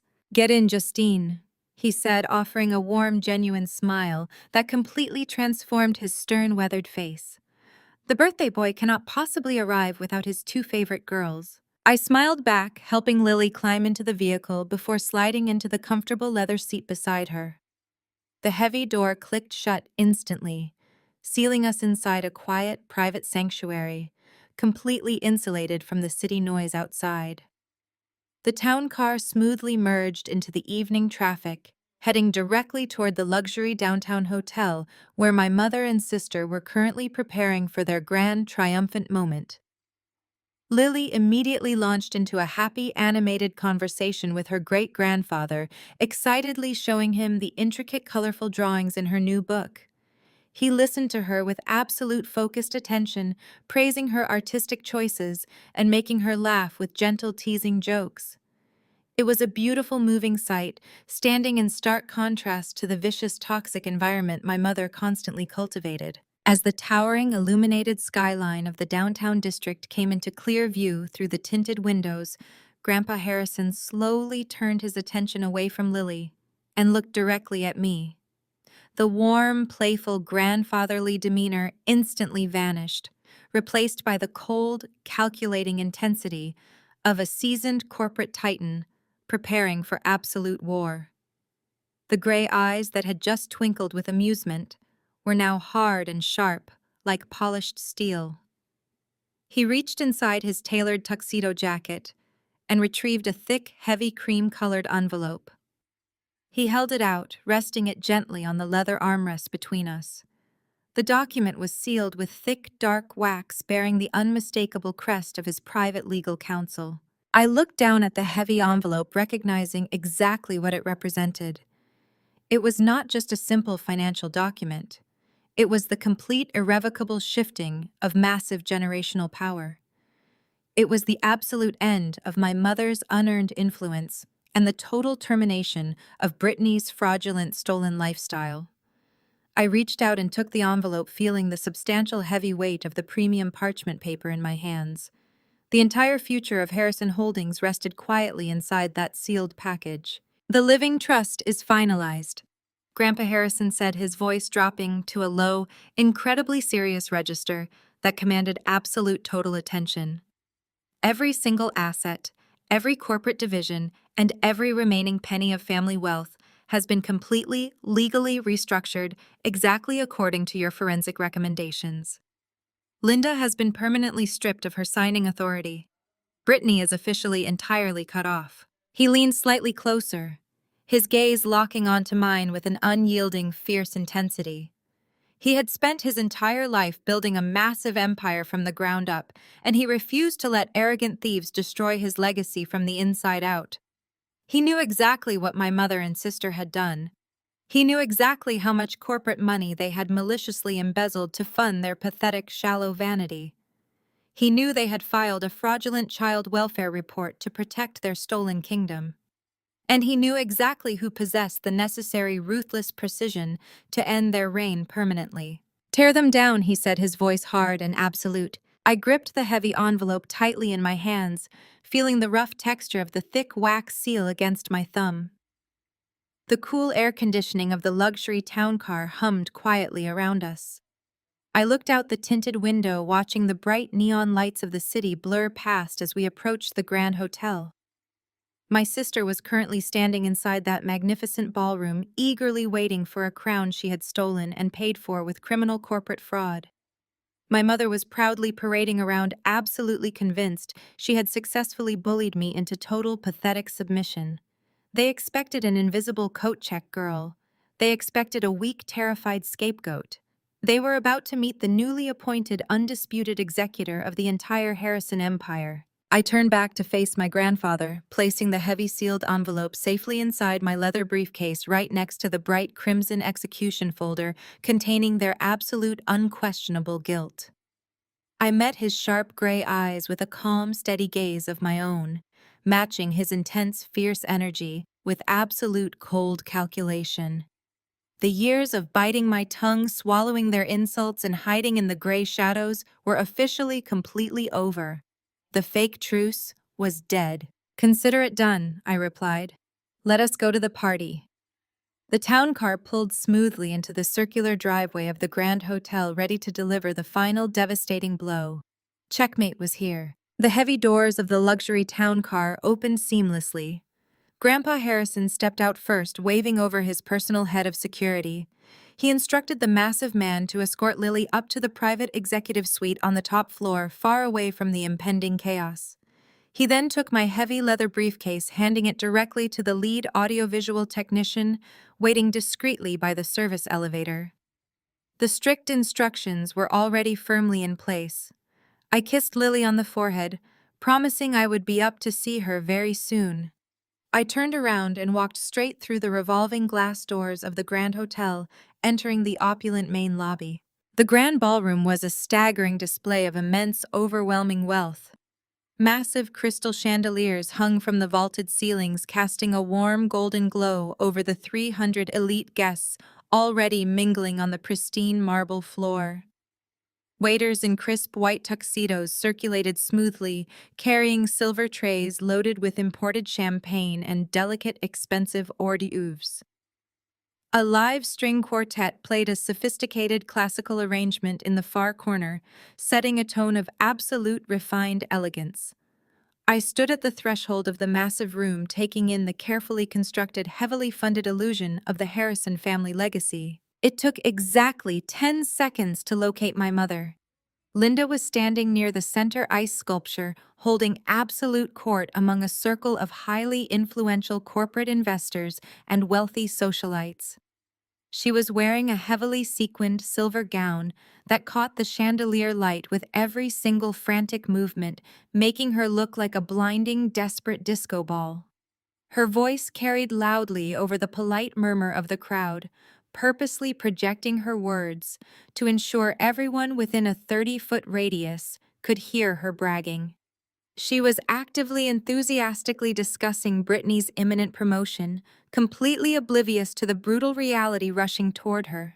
My brilliant daughter, Brittany, has completely revolutionized the entire retail division, Linda announced, projecting her voice toward a group of senior banking executives. She has a natural, flawless instinct for luxury fashion. Her boutique is generating massive, unprecedented foot traffic. My father is officially naming her vice president of the entire consumer sector tonight. It is just in her blood, you know.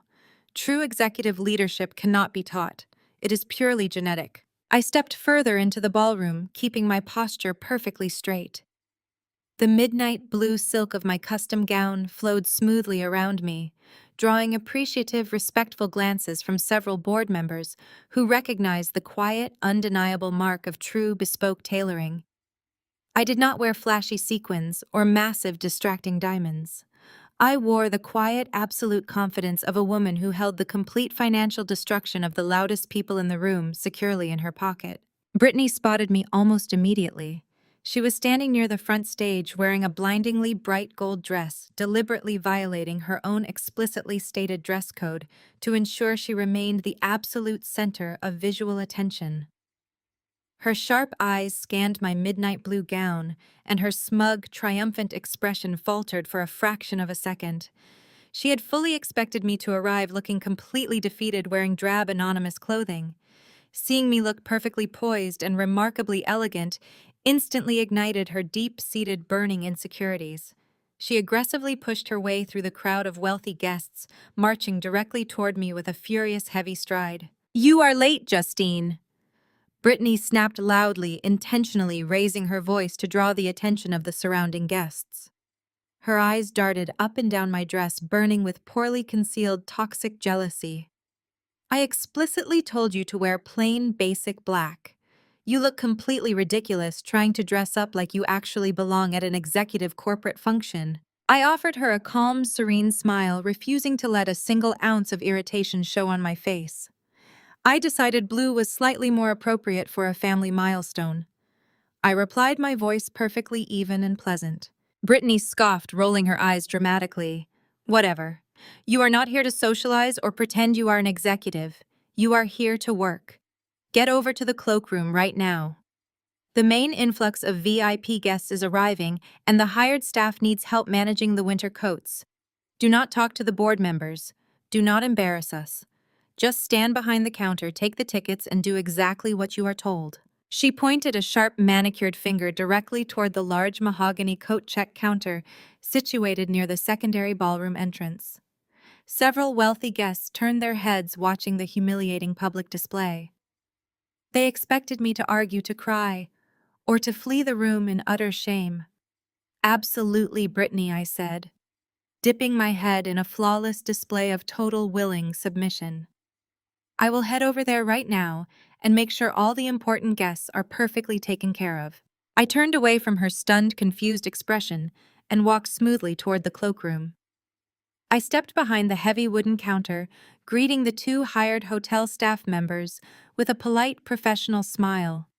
I took my place at the front of the desk, ready to play my designated role perfectly. For the next 45 minutes, I was the absolute flawless servant. I took heavy mink coats from the wives of banking executives. I hung up tailored cashmere overcoats from powerful politicians. I handed out small, numbered plastic tags with a warm, polite smile, thanking every single guest for attending my grandfather's celebration. I carefully organized the hanging garments by numerical order, ensuring smooth retrieval later. I watched the elite crowd sip their expensive drinks, completely unaware of the financial execution looming over their heads. I did not complain. I did not sulk. I simply stood my ground, observing the room with the sharp, calculating eyes of the apex predator disguised entirely as the invisible help. My mother noticed my serene compliance and immediately recognized a golden opportunity to further elevate her own saintly maternal image. She gathered a tight group of her wealthiest, most influential country club friends and guided them directly toward my counter to drop off their expensive wraps. She walked right up to the mahogany desk, leaning casually against the polished wood. She looked at me with an expression of deep manufactured pity before turning back to her wealthy friends. She spoke in a loud, carrying theatrical whisper, completely intending for me and everyone else nearby to hear every single vicious word. "It is just so deeply tragic." Linda sighed, shaking her head with fake maternal sorrow. "Poor Justine has been struggling terribly with severe mental health issues lately. She completely abandoned her daughter at a retail store last week in a manic state. We are doing absolutely everything we can to support her through this dark, difficult time. We gave her this simple little task tonight just to help her feel included and useful without overwhelming her fragile mind. Being around so many successful, driven people is just too intimidating for her." The group of wealthy women offered sympathetic clucking noises, looking at me with eyes full of condescending pity. They handed me their expensive designer coats, treating me exactly like a fragile charity case. "You are such a strong, devoted mother, Linda," one of the women murmured, patting my mother's arm. "It must be incredibly exhausting managing a daughter with such profound structural failures. Thank goodness you have Brittany to carry the family legacy forward." Linda sighed heavily, placing a dramatic hand over her chest. "We carry our burdens, do we not? We simply do our best to protect the weak." I took their coats, hanging them precisely on the metal racks. I handed them their numbered tags, maintaining my calm, serene smile the entire time. "Thank you so much for coming, ladies," I said, my voice perfectly smooth and unbothered. "Enjoy the wonderful celebration tonight." They walked away, whispering among themselves, absolutely convinced they had just witnessed a tragic, broken woman. Linda shot me one final, triumphant, arrogant smirk before floating back into the crowd, completely certain she had successfully cemented my permanent status as the humiliated, unstable family failure. She had publicly stripped me of my dignity in front of the most powerful people in the city. She had solidified her own narrative, completely unaware that she had just delivered her final lines in the play. The grand ballroom was now packed to absolute maximum capacity. 300 of the most influential, wealthy figures in the state were mingling, drinking, and laughing. The atmosphere was electric, charged with the heavy expectation of a monumental corporate announcement. Brittany was standing directly near the front of the main stage, surrounded by an eager crowd of mid-level executives. She was loudly boasting about her visionary plans for the retail division, accepting premature congratulations with a sickeningly sweet, triumphant smile.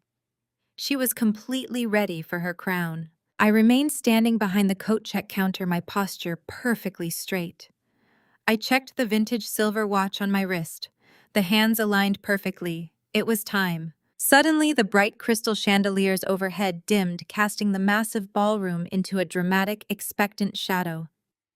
The live string quartet immediately ceased playing their bows, freezing mid-note. The sudden, heavy silence rippled through the crowd, instantly hushing the 300 guests. Every single head in the room turned toward the front. Grandpa Harrison walked slowly and steadily up the short wooden stairs to the main stage. He did not look like an 80-year-old man celebrating a birthday. He looked like a ruthless, hardened corporate general stepping onto an active battlefield. He walked directly to the center podium, gripping the sides of the wooden stand with his large weathered hands. The bright stage spotlight illuminated his sharp gray eyes. He looked out over the massive sea of faces, his gaze sweeping past the politicians, the bankers, and the wealthy socialites. His eyes locked directly onto mine, all the way in the back of the room, standing behind the coat check counter. He gave a single, nearly imperceptible nod. He tapped the microphone twice. The sharp, echoing thuds silenced any remaining whispers in the grand ballroom. "Thank you all for joining me tonight." Grandpa Harrison began, his deep, gravelly voice booming through the state-of-the-art sound system. "Tonight is not just a simple celebration of my 80 years on this earth. Tonight marks a fundamental, absolute turning point in the history and the future of Harrison Holdings. We are a family empire built on the strict, unwavering principles of absolute integrity, hard work, and total transparency." Brittany stepped closer to the stage, her gold dress shimmering in the dim light. She adjusted her posture, preparing to be called up to the podium. She flashed a massive, beaming smile to the executives standing beside her, completely ready to accept her vice presidential title. My mother, Linda, stood proudly a few feet away, clutching her hands together in dramatic, joyful anticipation. But recently, Grandpa Harrison continued, his voice dropping to a cold, dangerous, unforgiving register. "I have discovered that those sacred principles have been grossly, maliciously violated. I have discovered that a cancer of greed and criminal entitlement has infected the very core of my own family." The entire ballroom went dead silent. The atmosphere shifted from celebratory anticipation to sudden, terrifying confusion. Brittany's confident, beaming smile faltered, her eyes darting nervously up to her grandfather. Linda lowered her hands, her rigid posture instantly returning. "Please direct your absolute full attention to the main projection screens," Grandpa Harrison commanded, raising his hand and pointing toward the massive white screens flanking the stage. "I believe total transparency requires total exposure." The massive projection screens flanking the main stage suddenly flickered to brilliant bright life, illuminating the stunned faces of the elite crowd. Before the digital feed fully initialized, Grandpa Harrison gripped the edges of the polished wooden podium and continued his powerful address. His deep voice resonated through the premium acoustic sound system, wrapping the entire grand ballroom in an inescapable heavy tension. For 8 decades, this family name has stood as an absolute pillar of strength, reliability, and unmatched integrity within this city, he proclaimed, his sharp eyes scanning the sea of powerful banking executives and influential politicians. "I built Harrison Holdings from absolute scratch, relying entirely on the fundamental belief that true wealth is measured not by the balance in a corporate bank account, but by the unyielding quality of a person's character. Character is the absolute foundation of legacy. Without it, the money in the world is simply worthless paper." Standing near the front row of VIP tables, my mother, Linda, completely misinterpreted the profound gravity of his words. Despite his explicit previous mention of a cancer infecting our family, her blinding pathological arrogance immediately shielded her from the truth. She convinced herself that he was setting the stage to publicly denounce me, to expose my supposed mental instability to the elite crowd before rewarding her golden child. She puffed out her chest, adjusting her sequined gown with a smug, triumphant posture. Brittany stood right beside her, practically vibrating with eager, pathetic anticipation. She smoothed the fabric of her garish gold dress, shifting her weight from side to side, completely ready to ascend the wooden stairs and graciously accept her highly coveted vice presidential promotion. They exchanged a quick, knowing glance, utterly certain that my grandfather was preparing to praise Brittany's unmatched dedication to the family brand. Grandpa Harrison paused, letting his heavy words sink deep into the minds of the 300 wealthy guests. He looked directly down at Brittany. His expression was not filled with paternal pride or warmth. It was a mask of cold, absolute, furious disgust. "We often judge business acumen by quarterly profits and retail expansion." He continued, his tone dropping into a terrifying icy register that made the massive room feel as though it had plummeted 10 degrees. "However," he said, his voice turning to pure ice character, is revealed when you think no one is watching. True character is exposed in the quiet, mundane moments of everyday life. Character is revealed entirely by what you choose to do when you believe nobody of absolute importance is actively observing you. He raised his right hand and offered a sharp, decisive nod to the audiovisual technician stationed securely in the elevated glass control booth at the back of the room. It was the exact same technician I had handed my leather briefcase to less than an hour ago. Let us examine the true executive character of the woman who strongly believes she is entitled to help lead this massive company. Grandpa Harrison announced, his voice echoing with absolute unyielding finality. Let us see exactly how she handles responsibility and how she treats the most innocent, vulnerable members of her own bloodline when she mistakenly assumes there are zero lasting consequences for her cruel actions. The dual massive screens suddenly transitioned from a blank blue standby mode to a crisp, incredibly clear high-definition video feed. It was not a glamorous, nostalgic montage of happy Harrison family memories. It was not a highly produced corporate promotional video highlighting the retail division's recent quarterly achievements. It was the raw, unedited, highly secured internal security camera footage retrieved directly from the massive suburban Target store. The bright red digital timestamp glaring clearly in the top right corner of the massive screen explicitly indicated that the recording was captured precisely 1 week ago. The harsh fluorescent lighting of the commercial retail store illuminated the massive screens, casting a sharp, unforgiving glare across the darkened luxury ballroom. The 300 elite guests stood in paralyzed silence, watching the massive digital display with profound growing confusion. On the screens, a highly recognizable figure strutted confidently down the main commercial retail aisle. Brittany, wearing her expensive designer sunglasses indoors and holding her premium leather handbag, marched through the large store with aggressive visible entitlement. Trailing anxiously just a few short steps behind her was a small, incredibly familiar figure. It was my 7-year-old daughter, Lily, wearing her favorite yellow sweater, holding tightly onto a small, inexpensive plastic toy. The pristine, high-definition quality of the modern security cameras left absolutely zero room for doubt or convenient misinterpretation. Every single facial expression and every subtle physical movement was broadcast in agonizing, crystal-clear detail to the absolute most powerful, influential people in the entire city. The ballroom audience watched, transfixed, as the digital version of Brittany abruptly stopped near the towering shelves of the seasonal department. They watched as little Lily accidentally bumped into a promotional cardboard display, knocking several items to the polished linoleum floor.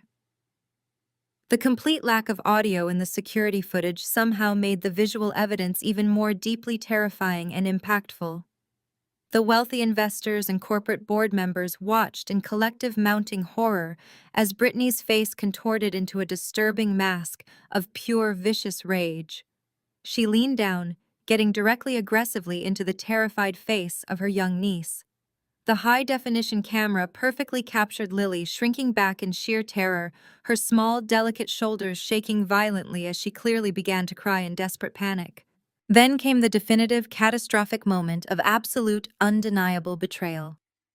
The entire luxury ballroom watched as Brittany stood back up, towering, imposing over the weeping 7-year-old child. She did not reach out to comfort her frightened niece. She did not assist the crying child in picking up the fallen merchandise. Instead, Brittany looked directly into the terrified brown eyes of the small, helpless child. A cruel, malicious, calculated smirk spread slowly across Brittany's face. It was a look of pure, unfiltered, sadistic pleasure. She deliberately turned her back on her weeping, vulnerable niece. She casually adjusted her expensive leather handbag on her shoulder and began walking briskly away down the brightly lit retail aisle. The camera tracked her steady, confident, unapologetic retreat, capturing her completely abandoning a young, defenseless child in a massive public commercial facility without a single backward glance. The security footage immediately switched to a secondary camera angle, showing Lily standing alone in the empty aisle, her small hands clutching her face as she sobbed in pure, unadulterated panic. The visual evidence was an absolute devastating public execution of Britney's meticulously crafted fake professional persona. It stripped away the expensive designer clothing, the polished country club manners, and the fake corporate charm, permanently exposing the rotten, toxic void where her human conscience should have been. A loud, collective, audible gasp violently shattered the heavy, suffocating silence of the grand ballroom. It was a sudden, powerful wave of pure, visceral revulsion rippling rapidly through the crowd of 300 elite guests. Powerful banking executives who had just been politely praising Britney's business acumen now stared at her with expressions of sheer, unmasked, absolute disgust. Wealthy, prominent socialites who had spent the last hour eagerly listening to Linda's arrogant bragging physically took immediate steps backward, distancing themselves from the two women as if they were suddenly highly contagious and deeply dangerous. The thick, impenetrable illusion of the prestigious Harrison family legacy was thoroughly spectacularly demolished in a matter of mere seconds. Britney's face completely drained of all color, instantly transforming into a mask of sheer blinding panic. She stared wildly at the massive projection screens, her mouth opening and closing wordlessly as she watched her own undeniable, unforgivable cruelty broadcast on a massive 10-foot digital loop.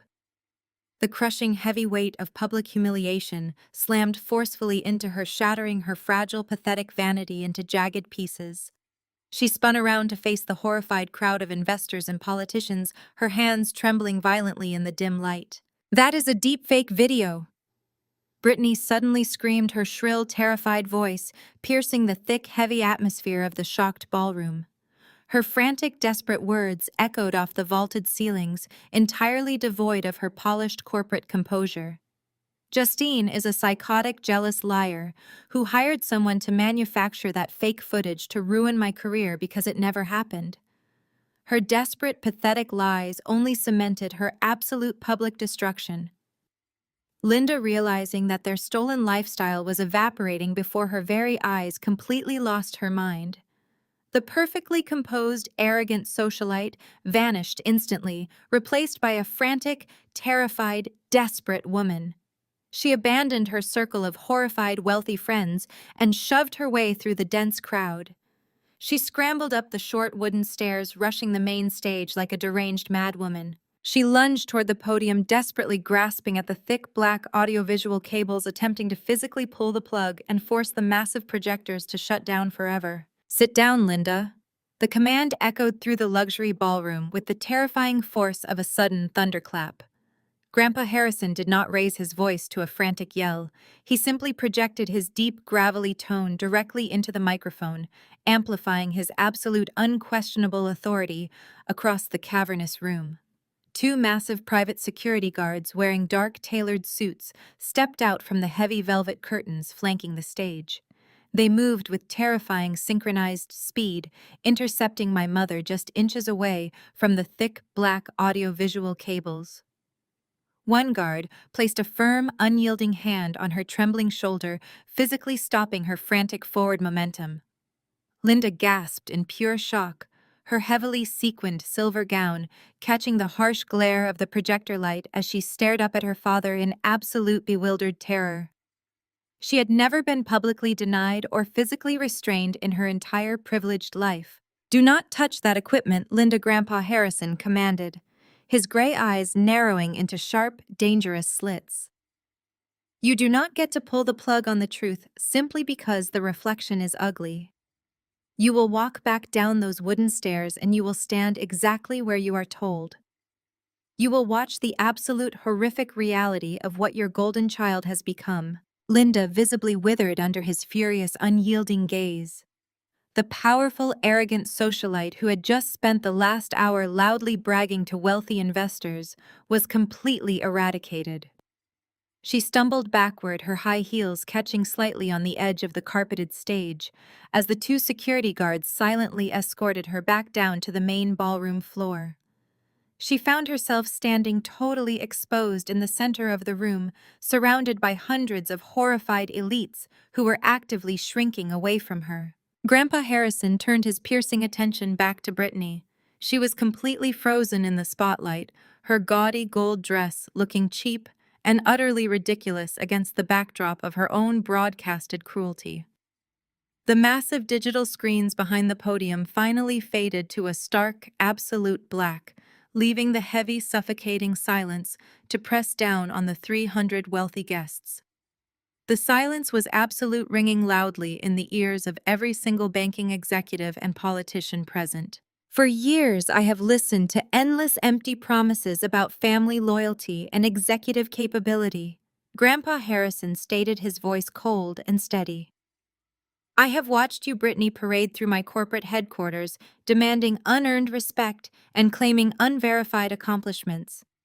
I tolerated the aggressive vanity because I foolishly hoped that underneath the shallow, expensive exterior existed a capable leader. I believed that when faced with true responsibility, you would step up and honor the Harrison family legacy. I was profoundly, disastrously wrong. He leaned forward, gripping the edges of the wooden podium. His knuckles turned stark white under the intense stage lighting. What we all just witnessed on those screens is not a simple, momentary lapse in judgment. It is not an unfortunate, excusable mistake. It is the absolute, undeniable proof of a rotten, malignant core. You looked a terrified, vulnerable 7-year-old child directly in the eyes. You smirked at her genuine, raw panic.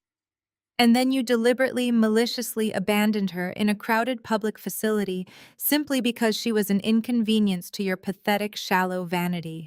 Brittany opened her mouth, desperately gasping for air like a fish thrown onto dry land. Grandpa, I can explain, she pleaded, her shrill voice cracking in pure panic. It is not what it looks like. She was acting out. I was just trying to teach her a quick lesson. I was coming right back. Do not insult my intelligence by lying to my face in front of 300 witnesses.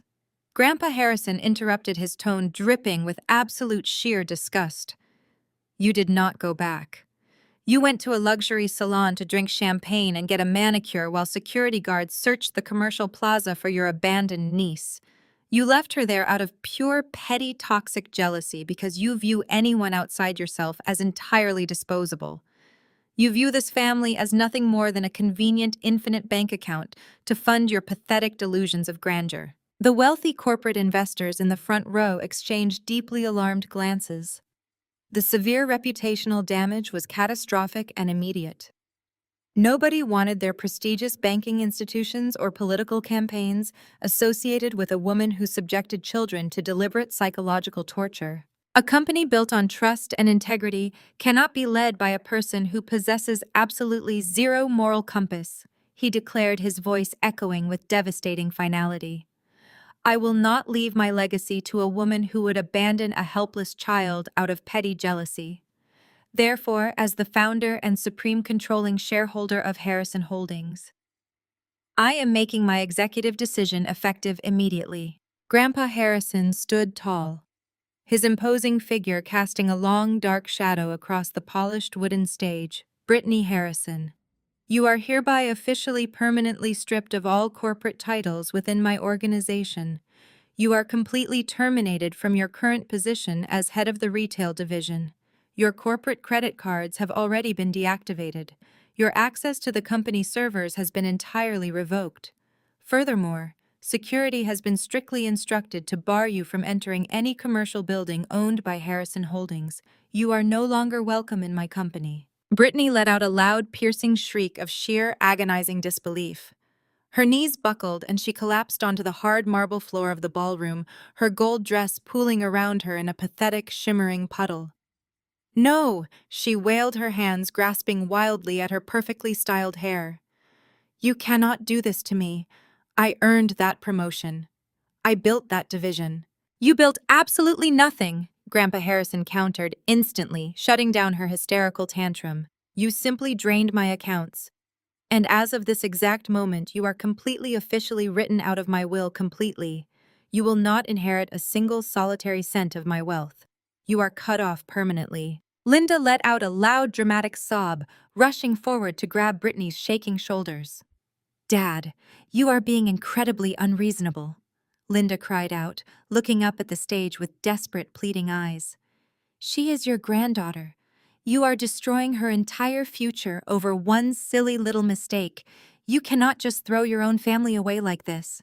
Grandpa Harrison looked down at his daughter with a gaze so intensely cold it could have frozen the champagne in the glasses of the terrified guests. I am not throwing my family away, Linda, he replied, his voice dangerously quiet but perfectly amplified across the dead silent room. I am surgically removing a massive malignant tumor to save what is left of it. And believe me, we will be having a very long, very detailed legal conversation tomorrow morning regarding the fraudulent vendor invoices you both used to siphon millions from my corporate accounts. Linda's face turned a sickening shade of ash gray. The mention of the fraudulent vendor invoices instantly completely paralyzed her. She realized in that exact terrifying second that the forensic audit was complete. She realized that I had given him everything. She clamped her mouth shut, sinking to the floor next to her sobbing golden child, absolutely utterly destroyed. Grandpa Harrison took a deep, steadying breath, visibly releasing the heavy anger and pivoting back to the professional composure of a legendary corporate titan. He surveyed the quiet, stunned audience of elites, making direct eye contact with his most trusted board members. The survival and continued prosperity of Harrison Holdings requires absolute, unquestionable integrity. He announced, his voice finding a new, powerful, steady rhythm. It requires a leader who operates with clinical precision, deep intelligence, and an unwavering, unshakable moral core. I have spent 80 years building this incredible, massive empire. It is the greatest achievement of my professional life. But observing the horrific greed that has festered quietly in my own shadow has made me realize a very profound, difficult truth. He paused, letting the heavy silence build the dramatic anticipation. And to ensure the integrity of my company moving forward, I am officially stepping down as CEO. A fresh new wave of shocked gasps swept rapidly through the grand ballroom. The corporate board members, completely blindsided by the sudden massive structural announcement, immediately began whispering frantically among themselves. Stepping down was unprecedented. Please welcome the new head of Harrison Holdings and the sole trustee of my estate, he declared, his voice booming with undeniable pride. The highly trained audiovisual lighting technician stationed in the elevated glass booth executed his final strict instruction perfectly. The massive, blinding white spotlight instantly, violently swung away from the front stage, leaving my sobbing mother and screaming sister in complete, total darkness. The bright beam of pure light sliced rapidly through the heavy shadows of the room, flying over the heads of the startled, wealthy guests. The spotlight hit the back wall and stopped abruptly. It landed directly, precisely on me. I was standing calmly by the polished mahogany coat check counter, exactly where my arrogant sister had proudly, maliciously stationed me. The bright, intense light illuminated my custom-tailored midnight blue silk gown, making the expensive fabric shimmer with quiet, commanding power. I stood perfectly still, completely unbothered by the sudden blinding attention of 300 incredibly powerful elites. I was holding a heavy, expensive mink coat belonging to the wife of a prominent banking executive. The entire ballroom turned in total unison, their faces displaying absolute, sheer, utter shock. They saw the quiet, unassuming woman, who had just been politely checking their winter garments, suddenly elevated to the absolute highest position of corporate power in the city. The wealthy women who had just been clucking their tongues at me, in condescending pity, now stared at me with wide, terrified eyes, realizing they had just handed their coats to the new, undisputed ruler of the Harrison Empire. I looked straight down the long center aisle of the ballroom, maintaining direct, steady eye contact with my grandfather on the stage. I did not smile. I did not flinch. I slowly, deliberately opened my hands. I dropped the coat I was holding, letting the heavy fur fall completely discarded onto the pristine marble floor. I reached down below the wooden counter and grabbed my thick, bright red folder containing the absolute, undeniable proof of my family's financial crimes. I tucked it securely under my arm, a physical manifestation of my newly acquired supreme authority. I stepped out from behind the coat check desk. The massive sea of wealthy guests, corporate investors, and political elites immediately hastily parted, completely stepping aside to clear a wide-open path. I walked straight through the parted sea of shocked guests, my heels clicking with a steady, rhythmic, absolute finality, marching directly toward the stage to claim my stolen kingdom. I climbed the short wooden steps to the main stage, my heels clicking with absolute certainty against the polished floorboards. The sound echoed through the luxury ballroom, slicing through the heavy silence that had violently descended upon the room. The sea of wealthy investors, elite socialites, and corporate board members parted completely, stepping back to clear a wide, unobstructed path. Their faces were frozen in states of profound shock, morbid fascination, and deep horror. I reached the center podium and took my rightful place directly beside my grandfather. He stepped back slightly officially, yielding the floor to me, a silent but absolute transfer of immense generational power. Below me, the reality of the situation was violently crashing down on my mother and sister. Brittany was hyperventilating, her chest heaving erratically inside her gaudy gold dress.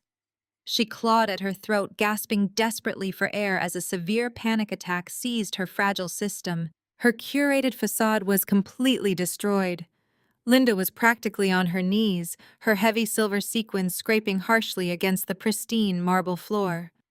She was sobbing uncontrollably, thick dark streaks of black mascara running down her face, entirely ruining her expensive professional makeup. She looked up at the stage, clasping her trembling hands together in a pathetic, desperate prayer. "Dad, please," Linda wailed, her voice cracking with pure hysteria. "Tell them you are joking.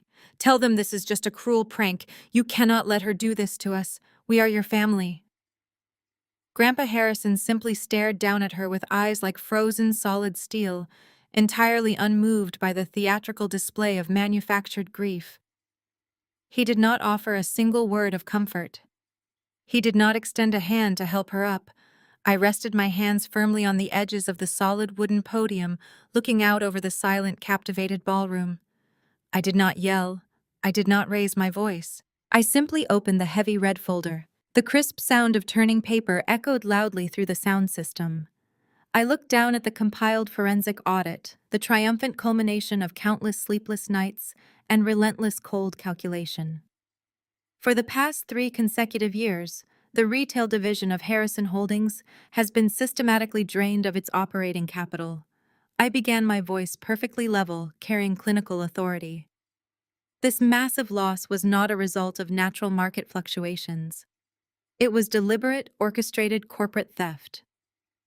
I looked directly at Brittany, who had stopped gasping long enough to stare up at me with wide, terrified eyes. Between illegal offshore wire transfers, fraudulent vendor invoices, and entirely fabricated executive expense reports, Brittany Harrison successfully embezzled exactly $4,275,892 directly from this company. A loud gasp ripped through the stunned audience. Senior board members exchanged furious, deeply troubled glances. I did not pause.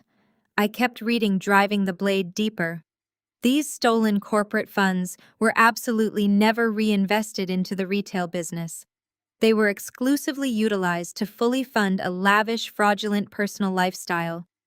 The stolen capital paid for expensive flights to Dubai, extensive designer wardrobes, a heavily subsidized downtown penthouse apartment, and an illegal shadow payroll system designed specifically to hide the complete commercial failure of her boutique. Brittany shook her head frantically, trying to back away into the dense crowd, but the elite guests physically recoiled from her, leaving her entirely isolated and exposed in the exact center of the room. "You are lying!" Brittany shrieked, pointing a violently trembling finger at the main stage. "You manufactured those numbers. You manipulated the corporate ledgers to frame me. You have always been insanely jealous of me." I turned the next page of the red folder, my expression completely serene. The numbers do not lie, Brittany. Every single fraudulent banking transaction, every fake processed invoice, and every heavily hidden offshore financial account has been flawlessly documented, thoroughly traced, and independently verified by a highly respected third-party accounting firm. I closed the red folder with a sharp, resounding snap that echoed like a violent gunshot. Furthermore, this internal corporate presentation is merely a courtesy notification to our valued shareholders and loyal investors. The complete finalized forensic audit, including all undeniable hard evidence of the massive embezzlement wire fraud and deliberate tax evasion, was officially submitted directly to the federal authorities and the district attorney at exactly 8 o'clock this morning. They are already freezing your personal bank accounts. Brittany let out a hollow, agonizing sound, her physical body instantly collapsing under the crushing, terrifying weight of impending serious federal prosecution. There was absolutely no escape, no hidden legal loophole, no wealthy grandfather waiting to write a massive check and quietly sweep her horrific crimes under the expensive rug. She was facing absolute, undeniable permanent ruin. But I was not completely finished. There was one final, intensely personal piece of business to actively attend to. I reached inside the hidden pocket of my tailored silk gown and retrieved a second, much smaller, perfectly folded piece of crisp white paper. I stepped out from behind the heavy wooden podium and walked slowly, deliberately down the wooden stairs, descending gracefully into the massive audience. The dense crowd of wealthy elites parted once again, generously giving me a wide, clear, unobstructed path. I walked straight toward my terrified sister. She was huddled pathetically on the cold marble floor, her garish golden dress bunched tightly around her like useless, discarded trash. She looked up at me, her wide eyes completely filled with a primal, desperate, overwhelming terror. She finally realized that the quiet, compliant, easily manipulated scapegoat she had relentlessly bullied, mocked, and tormented for decades had completely vanished entirely, replaced by a ruthless, calculating, unyielding corporate executioner. I stopped right in front of her, looking sharply down at her pathetic, trembling, totally defeated form. I held out the crisp white document, aggressively forcing her to look directly at the bold, intimidating legal lettering prominently stamped across the top. As the newly officially appointed head of Harrison Holdings and the sole active trustee of the entire massive estate, I have thoroughly personally reviewed the commercial leasing agreements for all company-owned commercial properties, I said, my voice dropping to a low, incredibly intimate, highly dangerous register meant only for her and my weeping mother to hear. It appears the premium retail space currently housing your failing boutique has severely, repeatedly defaulted on its mandatory rent for 36 consecutive months. I dropped the crisp paper directly into her visibly shaking, helpless lap. That is a formal, legally binding, highly official eviction notice. You have exactly 48 hours to completely vacate my valuable property. If a single stray garment, expensive display rack, or piece of inventory remains anywhere inside that specific commercial building by early Monday morning, I will personally instruct a commercial waste management crew to drag every single item out into the public street and fully incinerate it. Brittany stared blankly at the harsh legal eviction notice, entirely paralyzed, utterly unable to formulate a single coherent, logical word. Her stolen, fraudulent empire had been systematically, brutally dismantled in front of the most powerful, influential, incredibly wealthy people in the city. Just as I confidently turned on my high heel to gracefully walk back toward the main stage, a desperate, frantic hand violently clamped down hard on my wrist. I stopped immediately, looking sharply down.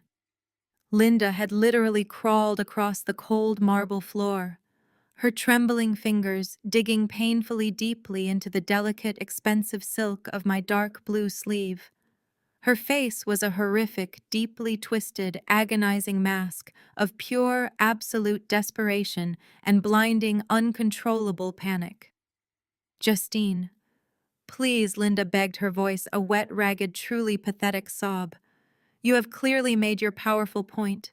You successfully proved you are incredibly smarter than us. Please, I am begging you, just show a little tiny bit of human mercy. Do not send your own sister to a terrifying federal prison. Do not leave us completely homeless, utterly broken and bankrupt. You absolutely cannot destroy your very own family like this. We are blood. We are your own blood. I stared coldly down at the sobbing woman who had actively, intentionally spent my entire life making me feel incredibly small, unwanted, unseen, and entirely disposable. I felt absolutely nothing. No lingering pity. No sudden remorse. No remaining familial emotional obligation. I forcefully jerked my arm backward, swiftly breaking her frantic, pathetic grip and aggressively ripping my expensive silk sleeve away from her clutching, desperate fingers.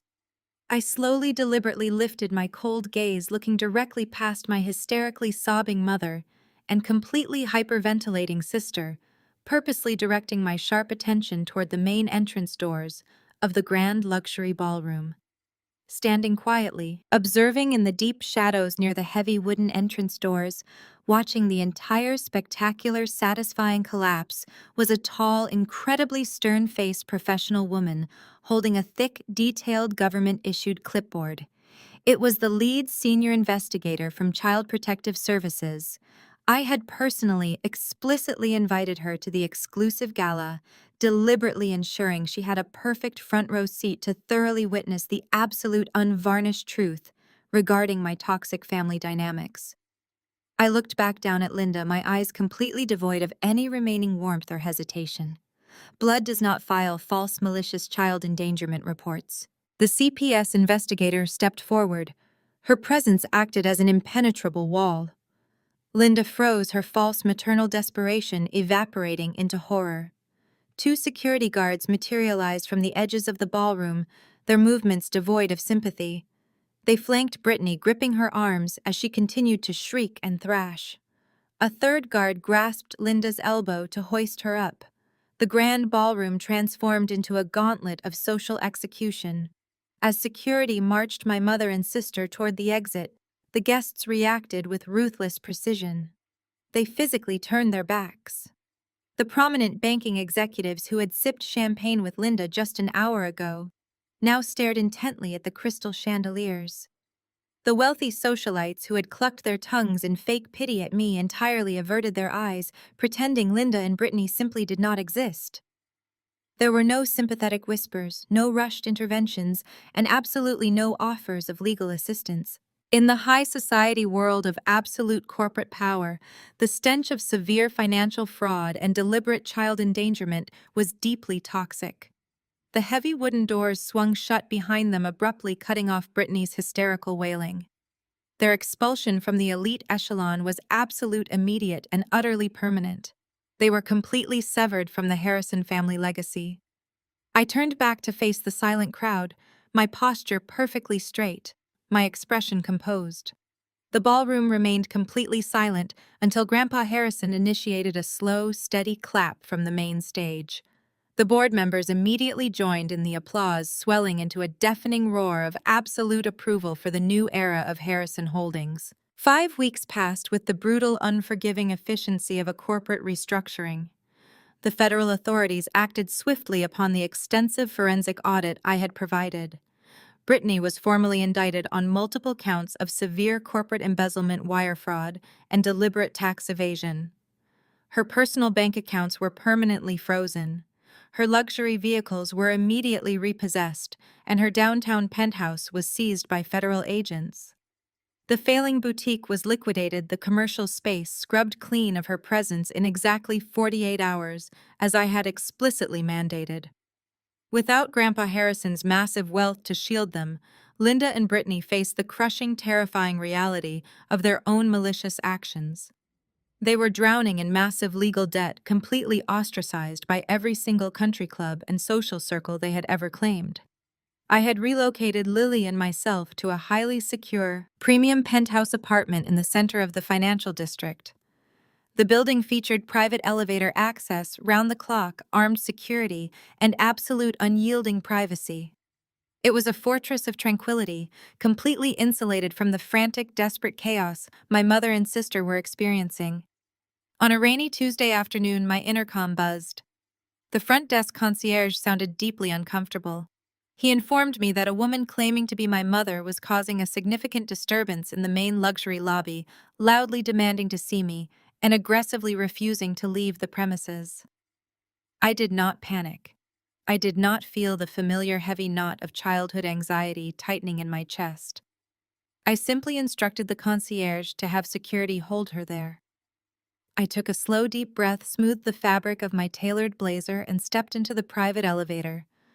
I rode down to the ground floor with a sense of pure, freezing clarity. The polished silver doors slid open with a soft chime. Linda was standing near the front reception desk, arguing frantically with two large security guards. She looked absolutely terrible. Her normally pristine blonde hair was flat and visibly unwashed. She wore a wrinkled trench coat over mismatched cheap clothing. The arrogant, untouchable socialite had been entirely erased, replaced by a disheveled, desperate, deeply frantic woman. She spotted me stepping out of the elevator and immediately broke away from the security guards rushing toward me with wild, bloodshot eyes. Justine, thank God, Linda cried out, her voice a harsh, grating rasp. She tried to grab my hands, but I smoothly stepped backward, keeping a rigid, deliberate physical distance between us. You have to help us. They are taking absolutely everything. Brittany is facing 10 years in a federal facility. My credit cards are entirely declined everywhere. We cannot even afford groceries. You have to write a check and call off these vicious lawyers. You have to fix this nightmare right now. I stood in the center of the opulent, quiet lobby, observing her frantic, desperate pleading with absolute freezing indifference. I offered no sudden flash of anger, no raised voice, and absolutely no screaming. The deep, heavy resentment that had burned inside my chest for over 3 decades was completely extinguished, leaving behind nothing but a cold, empty void where my familial affection used to reside. I looked at the dark, exhausted circles under her eyes and felt a profound sense of absolute nothingness. I am not calling off any lawyers, Linda. I stated, my voice perfectly calm, completely devoid of any emotional fluctuation. The federal government is handling Brittany's extensive financial crimes. Her massive legal problems are the direct, unavoidable result of her own malicious, greedy choices. You enabled her toxic behavior for decades, and now you are both paying the final, absolute price. Linda let out a harsh, agonizing sob, her face twisting in pure panic. Justine, please, she begged, her voice cracking as she leaned forward. You are a billionaire now. You control the entire Harrison estate. $1 million is absolutely nothing to you. You can easily bail us out without even noticing the money is gone. You cannot just leave us to rot in the street. We are your family. We are blood. I stared directly into her desperate, watering eyes. The sheer audacity of her demanding a financial bailout after actively participating in a cruel plot to report me to Child Protective Services was staggering. You left my daughter in a store because she was getting too much attention, I said quietly, my tone dropping to a cold, unforgiving whisper that cut sharply through the quiet lobby. My words hit her like physical blows, causing her to flinch violently and step backward. You both actively conspired to abandon a terrified 7-year-old child, and then you smiled about it. You wanted the spotlight entirely on yourselves. You wanted to be the absolute center of the universe, unbothered by anyone else. I tilted my head slightly, observing her pathetic, broken posture with pure, unwavering ice. Now you have all the attention in the world. The federal authorities are paying very close attention to you. The local media is paying attention to you.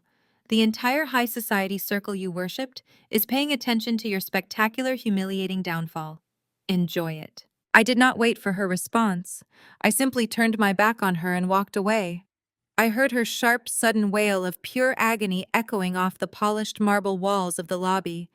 Justine, wait, please come back! Linda screamed, her voice dissolving into hysterical, ragged sobs. Do not leave me here. Justine! I did not pause my stride. I did not look over my shoulder. I walked directly back to the private elevator, stepped inside, and pressed the button for the penthouse floor. The heavy silver doors slid shut smoothly, cleanly, severing the frantic sounds of her desperate wailing. The silence in the elevator cabin was absolute beautiful and profoundly liberating. The heavy, toxic chains of my traumatic childhood had been permanently cleanly broken. I was finally completely free. 5 days later, the sun streamed through the massive windows of my penthouse. The space offered a panoramic view of the city. The table was set for a lavish Sunday dinner. The atmosphere was peaceful, filled with the sounds of genuine family.